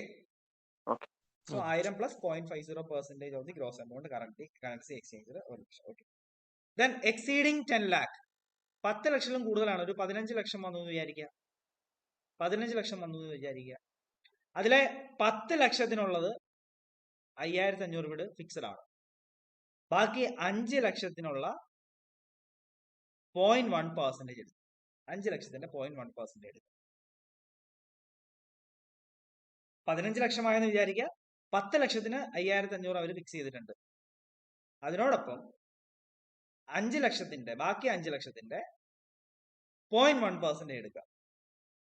ഓർ 60,000. കണ്ടോ, ഇവിടെ ഒരു കമ്പാരിസൺ വരുന്നുണ്ട്. Which is lower, which is lower. ഇതിൽ ലോവർ ആണ് എടുക്കേണ്ടത്. ആ രണ്ട് ഫിഗേഴ്സ് ആഡ് ചെയ്യുക, അതിനെ 60,000 കമ്പയർ ചെയ്യുക. ലോവർ ഏതാണോ അത് എടുത്തോളൂ ആ വാല്യൂ ഓഫ് സപ്ലൈ ആയിട്ട്. സീനുണ്ടോ? സ്ലാബ് മനസ്സിലായോ? സ്ലാബ് മനസ്സിലായെങ്കിൽ പകുതി ഓക്കെയാ. പ്രോബ്ലത്തിലേക്ക് Okay. പോയാലോ? ആ. പോവാം. ശരി. Mister X a money changer. നമ്മുടെ മിസ്റ്റർ എക്സ് എന്ന് പറയുന്ന ഒരു മണി ചേഞ്ചർ ആണ്. Has exchanged $10,000 to Indian rupees 74 per US. അപ്പൊ നമ്മുടെ മണി ചേഞ്ചർ $10,000 ഇന്ത്യൻ റുപ്പീസിലേക്ക് കൺവേർട്ട് ചെയ്യാണ്. 74 രൂപയാണ് പെർ ഡോളറിന് വില. Mister X wants to value the supply in accordance with rule 32(2)B. അപ്പൊ മിസ്റ്റർ എക്സിന് 32(2)Bയിൽ എന്ത് ചെയ്യണമെന്നാ പറയുന്നത്? ഈ ഒരു വാല്യൂ ഓഫ് സപ്ലൈ കണ്ടുപിടിക്കണമെന്നാണ് പറയുന്നത് ഈ ഒരു ട്രാൻസാക്ഷനുമായിട്ട് ബന്ധപ്പെട്ട്. Determine the value of supply made by mister X. അങ്ങനെയാണെങ്കിൽ വാല്യൂ ഓഫ് സപ്ലൈ കണ്ടുപിടിക്കാനാണ് പറഞ്ഞത്. 32(2)B എന്ന് പറയുമ്പോൾ നമ്മുടെ സ്ലാബ് ആണ് അല്ലേ? അല്ലടാ, 32(2)B എന്ന് പറയുമ്പോൾ സ്ലാബ് അല്ലേ? ആണ്. അപ്പൊ എങ്ങനെയാണ് ചെയ്യുക? നമ്മൾ ആദ്യം ആ വാല്യൂ കണ്ടുപിടിക്കുക. 10,000 ഇൻറ്റു 74 എന്ന് പറയുമ്പോൾ 7,40,000 രൂപ വരും. ശരിയല്ലേ?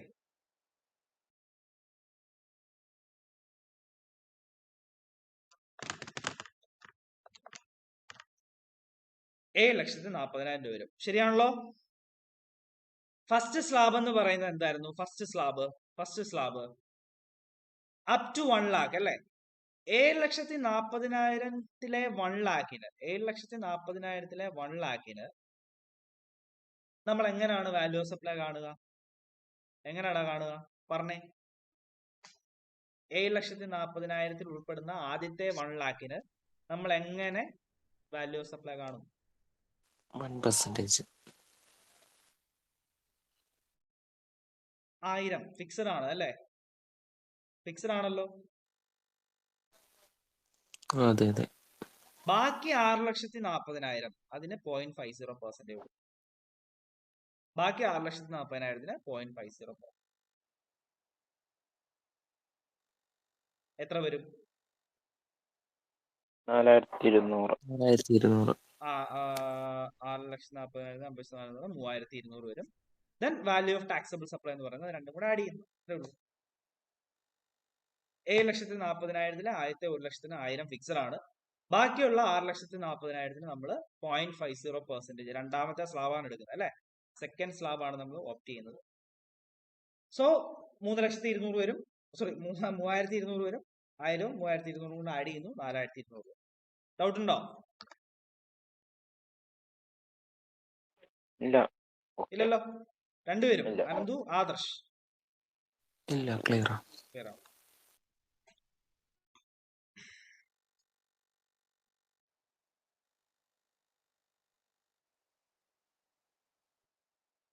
Example 7 നോക്കി.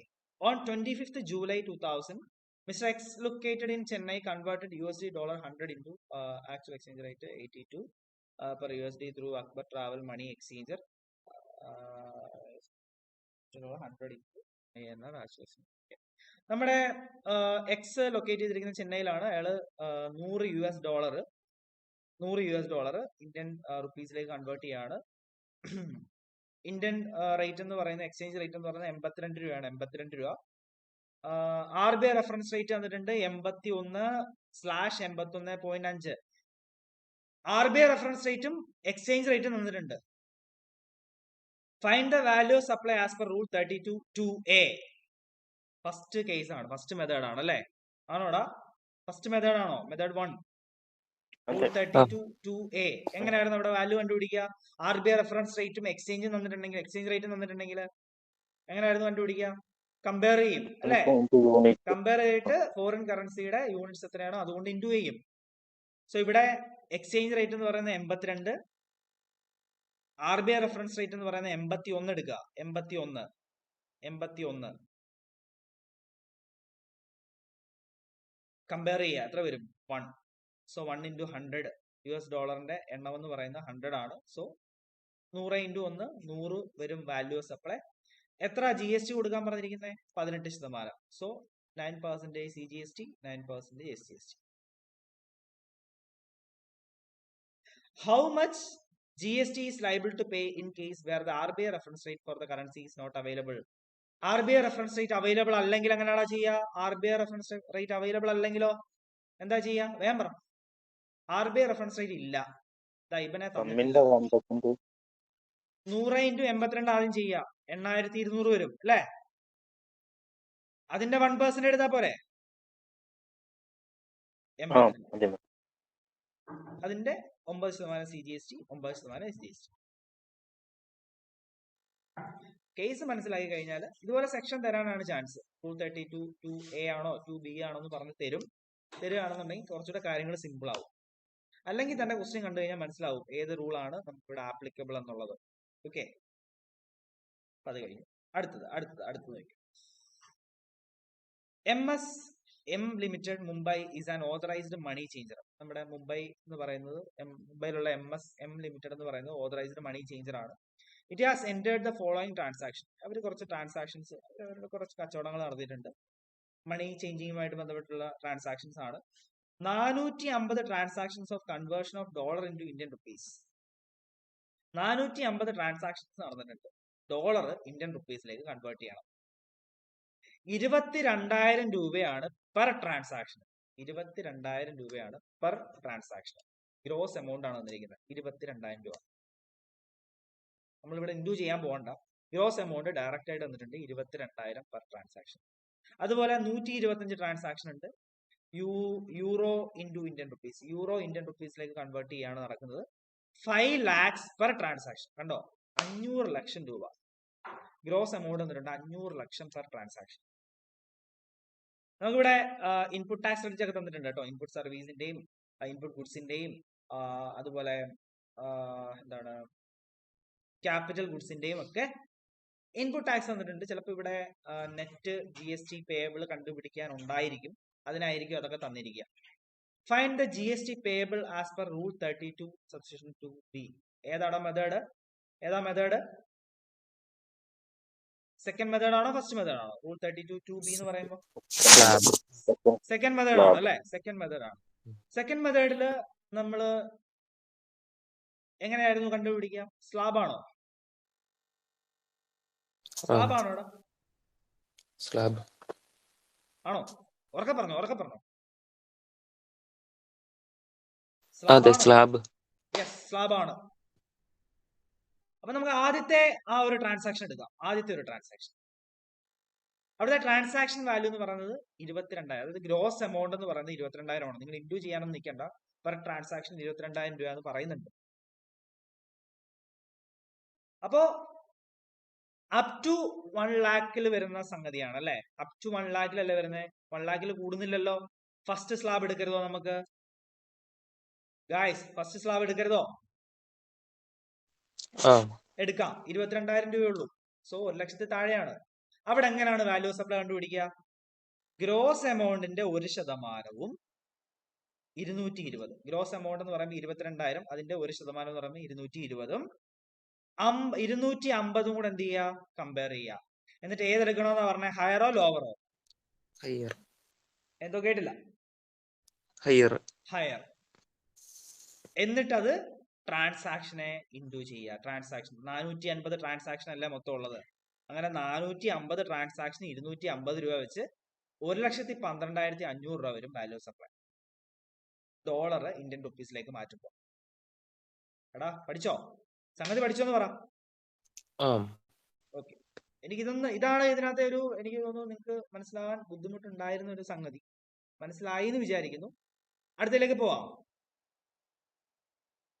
അടുത്ത സെറ്റ് എന്ന് പറയുമ്പോൾ എടാ നോക്കിയേ 500 ലക്ഷമാണ്. ഏത് സ്ലാബ് വരും? ഏറ്റവും അവസാനത്തെ മൂന്നാമത്തെ സ്ലാബ് അല്ലേ? സ്ലാബ് 3 വരും. അതായത് ആ സ്ലാബ് 3-ല് 10 ലക്ഷത്തിന് നമ്മൾ ഓൾറെഡി ഫിക്സഡാ. എത്ര രൂപ?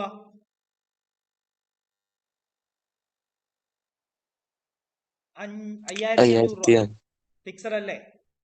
സംശയമില്ലല്ലോ. അതെ. സോ ബാക്കിയുള്ള 490 ലക്ഷത്തിന് 500 ലക്ഷത്തിലെ 10 ലക്ഷത്തിന് നമ്മൾ 5500 ഫിക്സഡ് ആണ്. ബാക്കിയുള്ള 490-ന് എത്ര കൊടുക്കണോടാ?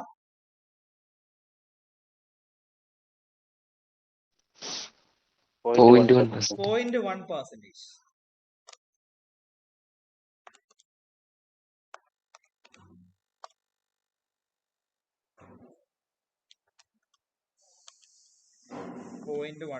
എന്ന് പറയുമ്പോൾ 49,000 വരും.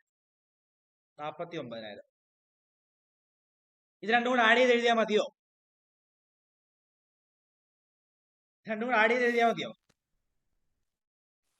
കമ്പയർ ചെയ്ത് നോക്കാം. 60,000 ഇതിന്റെ ടോട്ടൽ എന്ന് പറയുന്നത് 54,500-ഉം 60,000 കൂടെ കമ്പയർ ചെയ്യണം. അതിൽ ലോവർ എടുക്കുക. ശരിയല്ലേ? അങ്ങനല്ലേ പഠിപ്പിച്ച ഞാന്. എത്ര വരും അപ്പോ? 54,500 ഇൻറ്റു 125 ട്രാൻസാക്ഷൻ. 54,500 വെച്ച് 125 ട്രാൻസാക്ഷൻ ആകുമ്പോൾ 68,12,500 രൂപ വരും. 68,12,500. പ്രശ്നമുണ്ടോ? ക്ലിയർ അല്ലേ? ക്ലിയർ. യെസ്. അപ്പൊ നമുക്ക് ഇതിന്റെ ഔട്ട്പുട്ട് ടാക്സ് ലയബിലിറ്റി എന്ന് കാണാം. നെറ്റ് ഔട്ട്പുട്ട് ടാക്സ് ലയബിലിറ്റി എന്ന് കാണാം. ഇവിടെ മൊത്തം എത്രയുടെ സപ്ലൈ നടന്നത്? 1,12,500-ഉം അതായത് രണ്ടും കൂടെ ആഡ് ചെയ്യാം. 1,12,500-ഉം 68,12,500-ഉം 69,25,000 രൂപയുടെ കച്ചവടം നടക്കുന്നുണ്ട്. 69,25,000 രൂപയുടെ കച്ചവടം നടക്കുന്നുണ്ട്. അതിന് എത്ര ശതമാനം ആണ് GST പേ ചെയ്യേണ്ടി വരിക? 18% അല്ല റേറ്റ് പറഞ്ഞേക്കുന്നത്. അപ്പോ 9% CGST, 9% SGST അല്ലേ? എത്ര വരുമെന്ന് പറയാമോ ഗൈസ്? ഇത് ശരിയാണോ നോക്കി. 69,25,000 കച്ചവടം നടക്കുന്നുണ്ട്. അതിന് 18% GST പേ ചെയ്യണമെന്നാണ് പറയുന്നത്. ഇൻട്രാ സ്റ്റേറ്റ് സപ്ലൈ ആണ്.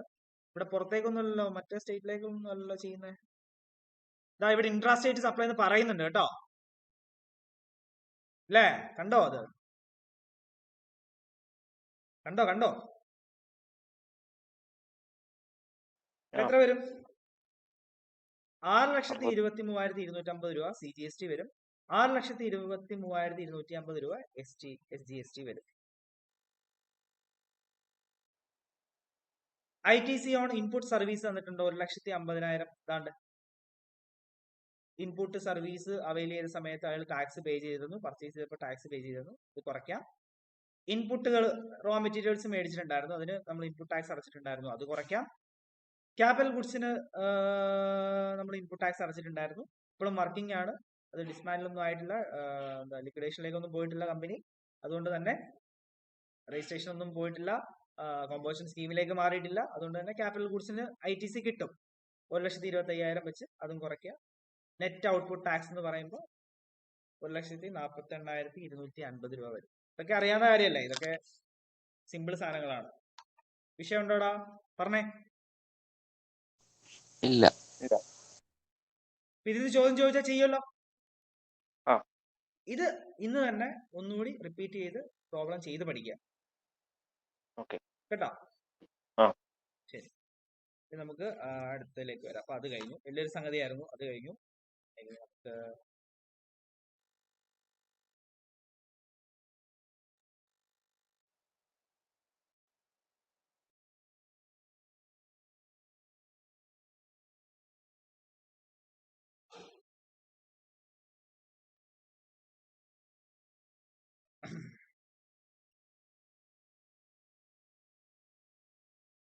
റാങ്ക് 4 കഴിഞ്ഞു. ഇനി അടുത്ത rank 5 life insurance service rule 32 subsection 4.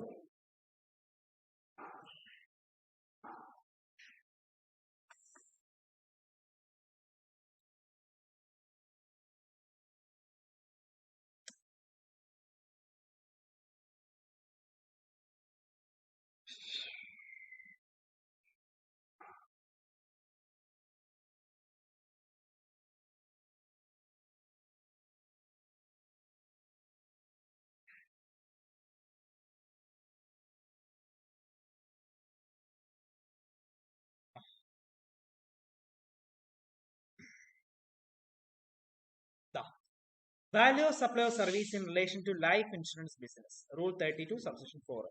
ഇതും ഈ പറഞ്ഞ പോലെ തന്നെ വളരെ ഇമ്പോർട്ടന്റ് ആണ്. അത്യാവശ്യം കുഴപ്പിക്കണമെന്ന് തോന്നുകയാണെന്നുണ്ടെങ്കിൽ ഇതിൽ നിന്നൊക്കെ ആയിരിക്കും ചോദ്യങ്ങൾ ചോദിക്കുക. അതുകൊണ്ട് അതായത് തൊട്ട് മുമ്പ് പഠിപ്പിച്ച സെക്ഷനും ഇതും കേട്ടോ. The value of supply of service in relation to life insurance business shall be. Life insurance ബിസിനസ്സിലെ value of supply of service എങ്ങനെയാണ് കണ്ടുപിടിക്കുക? ഓക്കെ, ഗ്രോസ് പ്രീമിയം ആണ് വാല്യൂ സപ്ലൈ. ഗ്രോസ് പ്രീമിയം ആണ് വാല്യൂ സപ്ലൈ. ബട്ട് കുറച്ച് amount, ആ gross പ്രീമിയത്തിൽ കുറച്ച് amount ഇൻവെസ്റ്റ്മെന്റിന് മാറ്റി വെച്ചിട്ടുണ്ടെന്ന് പറയുകയാണെങ്കിൽ, അല്ലെങ്കിൽ സേവിങ്സ് ആയിട്ട് മാറ്റി വെച്ചിട്ടുണ്ടെന്ന് പറയുകയാണെങ്കിൽ, അത് അതിൽ നിന്ന് മൈനസ് ചെയ്തേക്കണം. അത് പോളിസി ഹോൾഡർ ഇന്റിമേറ്റ് ചെയ്യുകയും വേണം. പറഞ്ഞ മനസ്സിലായോ? Value of supply life insurance ബിസിനസിന്റെ കാര്യത്തിൽ ഗ്രോസ് പ്രീമിയം ആണ്. പക്ഷേ നമ്മുടെ ആ പോളിസി ഹോൾഡർ ഇന്റിമേറ്റ് ചെയ്യാണ് ഇൻഷുറൻസ് കമ്പനിയോട്, ഇതിൽ കുറച്ച് എമൗണ്ട് ഇൻവെസ്റ്റ്മെന്റ് ആക്കി വെക്കണം, അല്ലെങ്കിൽ കുറച്ച് എമൗണ്ട് സേവിങ്സ് ആയിട്ട് മാറ്റി വെക്കണം എന്ന് പറയാണ്. സോ ഗ്രോസ് പ്രീമിയത്തിൽ നിന്ന് അത്തരത്തിലുള്ള എമൗണ്ടുകൾ കുറച്ചേക്കണം. അതായിരിക്കും value of supply. Clear? Okay ആണോ? ഇനി മറ്റൊരു തരം policies single premium annuity policies ആണെങ്കിൽ, ഇതൊരു നോർമൽ പോളിസിയുടെ കാര്യമാണ് പറയുന്നത്. ഇനി അതല്ല, സിംഗിൾ പ്രീമിയം ആനുവിറ്റി പോളിസീസ് ആണെങ്കിൽ അതർ ദാൻ എ, അതായത് എയിൽ ഉൾപ്പെടാത്ത തരം പോളിസികൾ, സിംഗിൾ പ്രീമിയം ആനുവിറ്റി പോളിസികൾ, സിംഗിൾ പ്രീമിയം ചാർജ് ചെയ്യുന്നതിന്റെ 10% ആയിരിക്കും വാല്യൂ സപ്ലൈ. സിംഗിൾ പ്രീമിയം എത്രയാണോ ചാർജ് ചെയ്യുന്നത് അതിന്റെ 10% വാല്യൂ സപ്ലൈ ആയിട്ട് കാണിച്ചുകൊള്ളുക. ബാക്കി എല്ലാ കേസിലും first year premium 25%, first year പ്രീമിയത്തിന്റെ 25%, സബ്സിക്വന്റ് ഇയറിലെ 12.5%. പറഞ്ഞ മനസ്സിലായോ? എടാ ക്വസ്റ്റ്യനിൽ ഫസ്റ്റ് ഇയർ പ്രീമിയം എന്നൊക്കെ പറഞ്ഞു തരികയാണ്. സോ അതിന്റെ 25% വാല്യൂ സപ്ലൈ ആയിട്ട് എടുത്തോളുക. ബാക്കി ഇയേഴ്സിലെ എമൗണ്ടിന്റെ 12.5% വാല്യൂ സപ്ലൈ ആയിട്ട് എടുത്തോളുക. അതിപ്പോ ഫോർ എക്സാമ്പിൾ ക്വസ്റ്റ്യനിൽ ഫസ്റ്റ് ഇയർ പ്രീമിയം എന്ന് പറഞ്ഞ 1 ലക്ഷം തന്നിട്ടുണ്ട്. സോ അതിന്റെ 25% എടുക്കുക. സെക്കൻഡ് ഇയർ മുതൽ അങ്ങോട്ട് ഒരു 2 ലാക്ക് ആണെന്ന് പറയുന്നു. സബ്സിക്വന്റ് ഇയേഴ്സിൽ 2 ലാക്ക് ആണെന്ന് പറയുന്നു. അതിന്റെ 12.5% മൊത്തം ആഡ് ചെയ്യുക. അത്രേ ഉള്ളൂ. അതാണ് വാല്യൂ സപ്ലൈ. കത്തിയോ? 3 സംഗതികൾ കത്തിയോ? ഇനി എൻറ്റയർ പ്രീമിയവും റിസ്ക് കവർ ചെയ്യുന്നതിലേക്ക് മാറ്റി വെക്കുക എന്ന് പറയുന്നുണ്ട്. പോളിസി ഹോൾഡർ റിസ്ക് കവർ ചെയ്യുന്നതിന് വേണ്ടിയിട്ട് മാറ്റി വെക്കുകയാണെന്ന് പറയുക. അങ്ങനെയാണെങ്കിൽ ആ എൻറ്റയർ പ്രീമിയത്തിനും 18%, അതായത് റിസ്ക് കവർ ചെയ്യാൻ മാറ്റി വെക്കുന്ന പ്രീമിയത്തിന് മുഴുവൻ 18% നമ്മൾ എന്ത് ചെയ്യണം? GST അടയ്ക്കണം. ഓക്കെ, GST അടയ്ക്കല, GST അടയ്ക്കണം. അതെ, എൻറ്റയർ പ്രീമിയം നമ്മൾ വാല്യൂ സപ്ലൈ ആയിട്ട് കാണുക എന്നുള്ളേ ഉള്ളൂ. പറഞ്ഞ മനസ്സിലായ? പ്രത്യേകം പറയും, ഇന്ന എമൗണ്ട് പ്രീമിയം ആയിട്ട് റിസീവ് ചെയ്തിരിക്കുന്നു, അത് മുഴുവനും റിസ്ക് കവർ ചെയ്യുന്നതിന് വേണ്ടിയിട്ട് വെച്ചിരിക്കുകയാണെന്ന് പറയുകയാണെങ്കിൽ ആ എൻറ്റയർ പ്രീമിയം നമ്മൾ വാല്യൂ സപ്ലൈ ആയിട്ട് കാണണം. അതിന് 18% GST അടയ്ക്കണം. ഓക്കെ, സെറ്റ് അല്ലേ? പ്രോബ്ലത്തിലേക്ക് വരാം. ഇതൊന്ന് വായിച്ചു നോക്കിയിട്ട് പ്രോബ്ലത്തിലേക്ക് വരാം.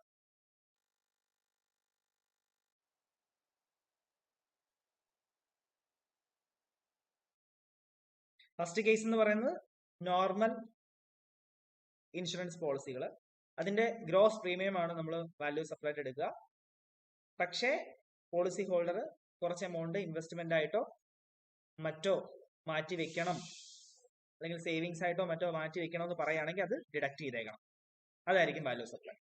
ഇനി അതല്ലാതെയുള്ള സിംഗിൾ പ്രീമിയം ആനുവിറ്റി പോളിസീസ് ആണെങ്കിൽ ആ സിംഗിൾ പ്രീമിയം റിസീവ് ചെയ്യുന്നതിന്റെ 10% വാല്യൂ സപ്ലൈ ആയിട്ട് കാണിച്ചു കൊടുക്കുക. ഇനി ഇതൊന്നുമല്ല, first year premium, second year premium എന്ന് പറഞ്ഞ് തന്നിരിക്കുന്നു. ഫസ്റ്റ് ഇയർ പ്രീമിയത്തിന്റെ 25% വാല്യൂ സപ്ലൈ ആയിട്ട് എടുക്കുക.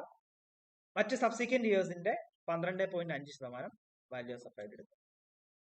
ഇനി റിസീവ് ചെയ്യുന്ന പ്രീമിയം റിസ്ക് കവർ ചെയ്യാൻ വേണ്ടിയിട്ടാണ് ഉപയോഗിക്കുന്നതെങ്കിൽ എൻറ്റയർ പ്രീമിയം നമ്മൾ വാല്യൂ സപ്ലൈ ആയിട്ട് കാണിക്കണം.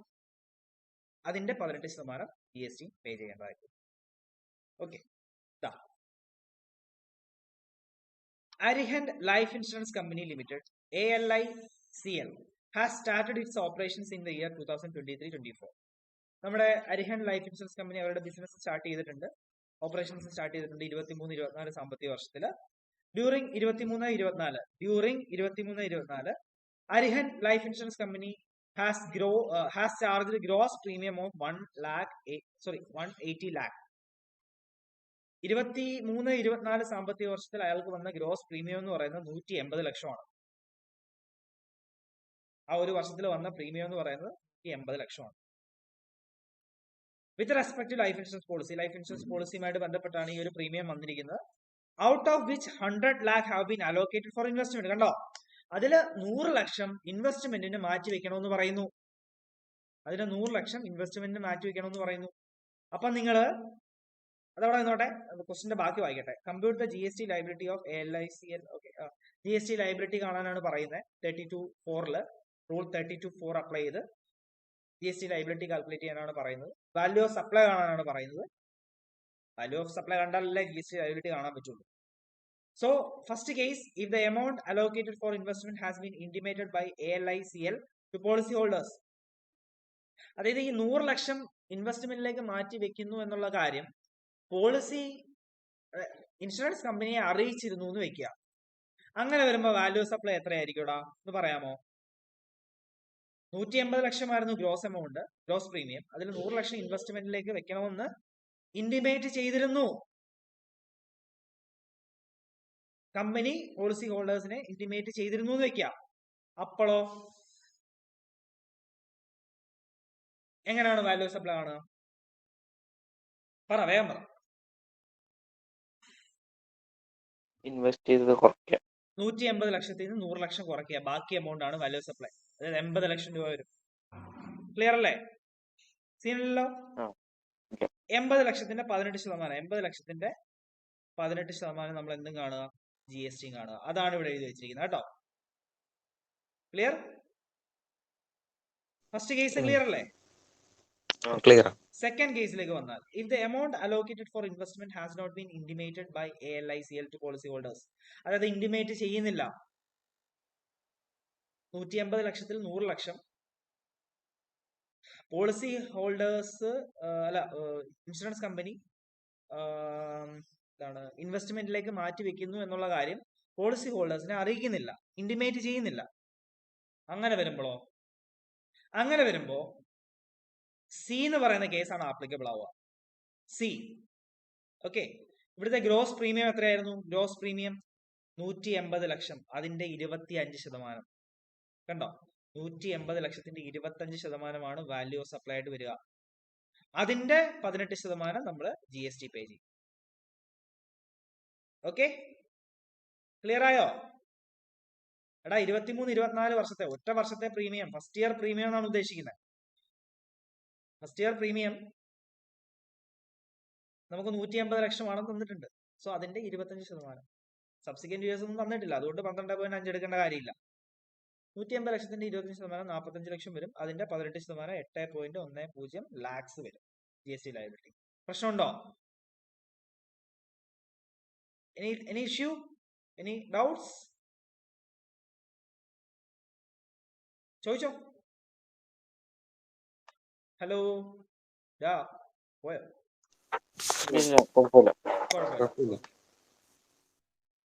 ഇനി ഇതാ അടുത്തത്. If the gross premium charged by ALICL from policy holders is only towards risk cover. കണ്ടോ, പോളിസി ഹോൾഡേഴ്സിൽ നിന്നും നമ്മുടെ ഇൻഷുറൻസ് കമ്പനി ചാർജ് ചെയ്ത ആ ഗ്രോസ് പ്രീമിയം, അതായത് 180 ലക്ഷം അയാള് റിസ്ക് കവർ ചെയ്യാൻ ഉപയോഗിക്കുകയാണ്. ഓൺലി ടുവേർഡ്സ് റിസ്ക് കവർ എന്ന് പറഞ്ഞു കഴിഞ്ഞാൽ ആ 180 ലക്ഷവും വാല്യൂ ഓഫ് സപ്ലൈ ആയിട്ട് കാണണമെന്നല്ല ഞാൻ പറഞ്ഞത്, അല്ലേ? സോ അതിന്റെ 18% എന്തായിട്ട് എടുത്തോളുക? GST ലയബിലിറ്റി ആയിട്ട് എടുത്തോളുക. സീനുണ്ടോ? ഇല്ല.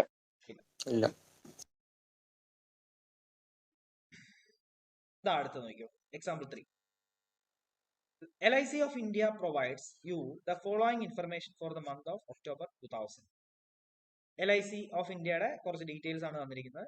You are required to compute the GST payable by the company if the company has opted to pay GST as per Rule 32(4) of CGST Rule 2017. GST liability calculate ചെയ്യാനാണ് പറഞ്ഞിരിക്കുന്നത്. As per rule 32(4) subsection 4. General policies ഉണ്ട്. അതില് total premium collect ചെയ്തിരിക്കുന്ന 12,000 ലക്ഷം.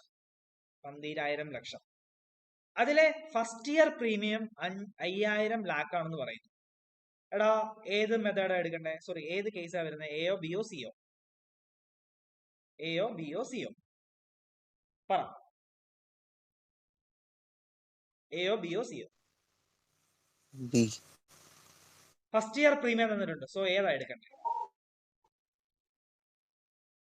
25. അത് തന്നെ 25%. അത് തന്നെ. 5,000 ലാക്കിന് നമ്മൾ എന്ത് ചെയ്തോളുക? ഫസ്റ്റ് ഇയർ പ്രീമിയം 5,000 ലാക്ക് അല്ലേ? അതിന് 25% എടുത്തോളുക. ബാക്കിയുള്ള 7,000 രൂപയ്ക്ക് 12.5% എടുത്തോളുക. സോ വാല്യൂ കിട്ടിയില്ലേ? രണ്ടാമത്തെ case, only risk cover policies premium collected 500 lakhs. Risk cover ചെയ്യാനായിട്ട് പ്രീമിയം കളക്ട് ചെയ്തിട്ടുണ്ട് 500 ലക്ഷം. സോ 500 ലക്ഷവും വാല്യൂ സപ്ലൈ ആയിട്ട് കാണിക്കണ്ടേ? കാണിക്കണം. ഇതാ കാണിച്ചു. അടുത്തത് variable insurance policies premium collected 8,000 lakhs. അതിൽ 80% ഇൻവെസ്റ്റ്മെന്റിന് അലോക്കേറ്റ് ചെയ്തിരിക്കുന്നു എന്ന് പറയുന്നു. എടാ മൊത്തം 8,000 ലക്ഷം. അതില് 80%, അതായത് ഒരു 64 കോടി വരും.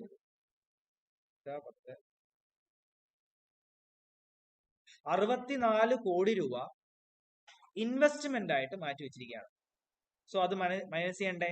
8,000-ന്ന് 6,400 മൈനസ് ചെയ്യുക, ബാക്കി വാല്യൂ സപ്ലൈ ആയിട്ട് കാണിക്കും. ഓക്കെ, 8,000 അതിന്റെ 80% എന്ന് പറയുമ്പോൾ 6,400 വരും. അത് ഇൻവെസ്റ്റ്മെന്റിലേക്ക് വെച്ചിരിക്കുകയാണ്. സോ അത് മൈനസ് ചെയ്യണമെന്നാണ് നമ്മൾ ആദ്യത്തെ കേസ് എയിൽ പറയുന്നത്. മൈനസ് ചെയ്തു 1,600 വരും. ഡൗട്ട് ഉണ്ടോ? ഇല്ല. സോ മൊത്തം value of taxable supply of service എത്ര വരും? 4,225 വരും ടോട്ടൽ. അതിന്റെ 9% CGST, 9% SGST. ഇവിടെ റേറ്റ് പറയുന്നുണ്ടെന്ന്, റേറ്റ് പറയുന്നില്ല. അപ്പൊ ഇൻഷുറൻസ് കമ്പനി 18% സോ കൊടുത്തോളാം.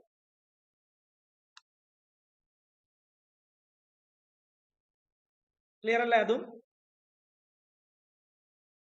ക്ലിയർ അല്ലേ അതും? ഓക്കെ അല്ലേ? പറ. ഓക്കെ. ഇനി ക്വിക്കായിട്ട് ഞാൻ പറയാം. നമ്മുടെ ആ ഇമ്പോർട്ടന്റ് ആയിട്ടുള്ള സെക്ഷൻസ് കഴിയും. ഇനിയുള്ളത് നമുക്ക്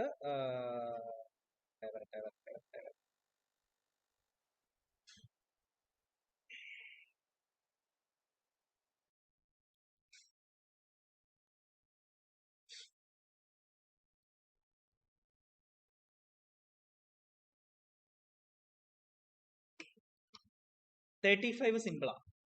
35 നമ്മൾ ഇതിനോടാണ് പഠിച്ചിട്ടുള്ളതാണ്. അതായത്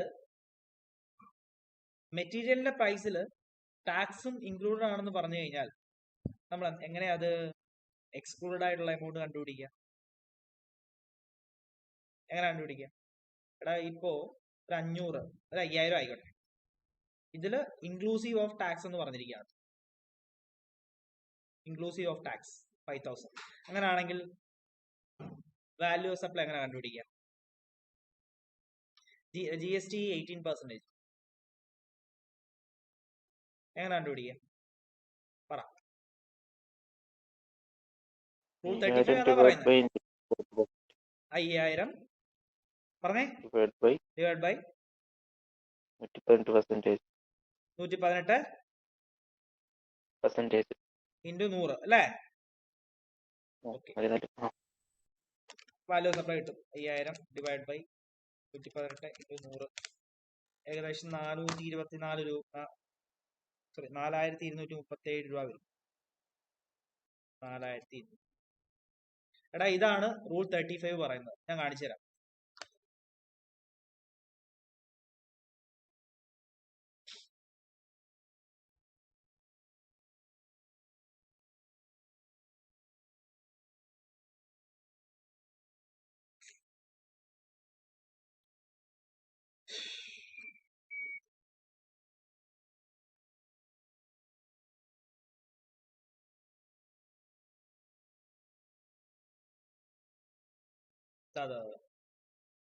നോക്കിയോ. An assessee was under impression that his product is exempted from GST. ഒരു assessee അയാൾ വിചാരിക്കുകയാണ് അയാളുടെ പ്രൊഡക്റ്റ് GST യിൽ നിന്നും എക്സംപ്റ്റഡ് ആണെന്ന്. And hence sold the goods at 177 per piece without charging GST. അപ്പൊ ഇയാള് GST യിൽ നിന്നും നമ്മുടെ പ്രൊഡക്റ്റ് എക്സംപ്റ്റഡ് ആണെന്നുള്ള ആ ഒരു ഇംപ്രഷനിൽ 177 രൂപയ്ക്ക് അയാളുടെ ഗുഡ്സ് വിൽക്കുകയാണ്. Later it was found that actually the product was chargeable with IGST 18%. പിന്നീട് മനസ്സിലാവുകയാണ് ഇത് 18% IGST അടയ്ക്കേണ്ടതായിട്ടുള്ള പ്രൊഡക്റ്റ് ആണ് എന്ന്, പീസാണ് എന്നുള്ളത് മനസ്സിലാവുകയാണ്. ഡിപ്പാർട്ട്മെന്റ് ക്ലെയിം ചെയ്യാണ് that since goods were removed without GST, transaction value should be 177 and GST is payable accordingly. അപ്പൊ GST department പറയാണ് ഇത് GST അടയ്ക്കേണ്ടതായിട്ടുള്ള ഗുഡ്സ് ആയിരുന്നു, നിങ്ങളത് അടയ്ക്കാതെ ട്രാൻസാക്ഷൻ വാല്യൂ 177 ആയിട്ട് വിറ്റിരിക്കുകയാണ്. സോ അതിന് മുകളിൽ GST പേ ചെയ്യണമെന്ന് പറയുന്നു. വാല്യൂ സപ്ലൈ 177, അതിന് മുകളിൽ GST പേ ചെയ്യണമെന്ന് പറയുന്നു. ട്രാൻസാക്ഷൻ വാല്യൂ സപ്ലൈഡ് എടുത്തു, അതിന് മുകളിൽ GST പേ ചെയ്യണമെന്ന് പറയാണ്. അസസി പറയാണ് ആ 177 രൂപയിൽ GST ഇൻക്ലൂഡഡ് ആണെന്ന്. And actual GST payable should be calculated by bank calculation determine the correct. അങ്ങനെയാണെങ്കിൽ കറക്റ്റ് GST പേയബിൾ എത്രയാണ്, വാല്യൂ സപ്ലൈ എത്രയാണെന്നുള്ളത് കണ്ടുപിടിക്കാൻ പറ്റുമോ? അസസി പറയാണ് 177 രൂപയിൽ GST ഉണ്ട്. അപ്പൊ അത് ഡിപ്പാർട്ട്മെന്റ് സമ്മതിക്കും, പക്ഷെ അതൊന്ന് സെഗ്രിഗേറ്റ് ചെയ്യണം. അങ്ങനെ സെഗ്രിഗേറ്റ് ചെയ്യും. 177 രൂപയിൽ GSTയും ഉണ്ട്. ഇപ്പൊ എങ്ങനെ കണ്ടുപിടിക്കുക? ഇവിടെ പെർസെന്റേജ് 18 പറഞ്ഞേക്കുന്നത്, ഇതിൽ GST ഉണ്ടെന്നാ പറയുന്നത്. സോ 118 ഇൻറ്റു 100 ചെയ്താൽ പോരെ? എത്ര വരും? 150 രൂപയാണ് വാല്യൂ സപ്ലൈഡ് വരും. അതിന് മുകളിൽ എന്ത് ചെയ്യണം? GST പേ ചെയ്യണം 18%. ഇപ്പൊ എത്ര വരും? 27 രൂപ. അങ്ങനെ മൊത്തം 177. പ്രശ്നമുണ്ടോ? അല്ലെങ്കിൽ ഇത് തമ്മിലുള്ള വ്യത്യാസം നോക്കിയാലും, തമ്മിലുള്ള ഡിഫറൻസ് എടുത്താലും നമുക്ക് GST എത്രയാണെന്നുള്ളത് കിട്ടും. ഓക്കെ.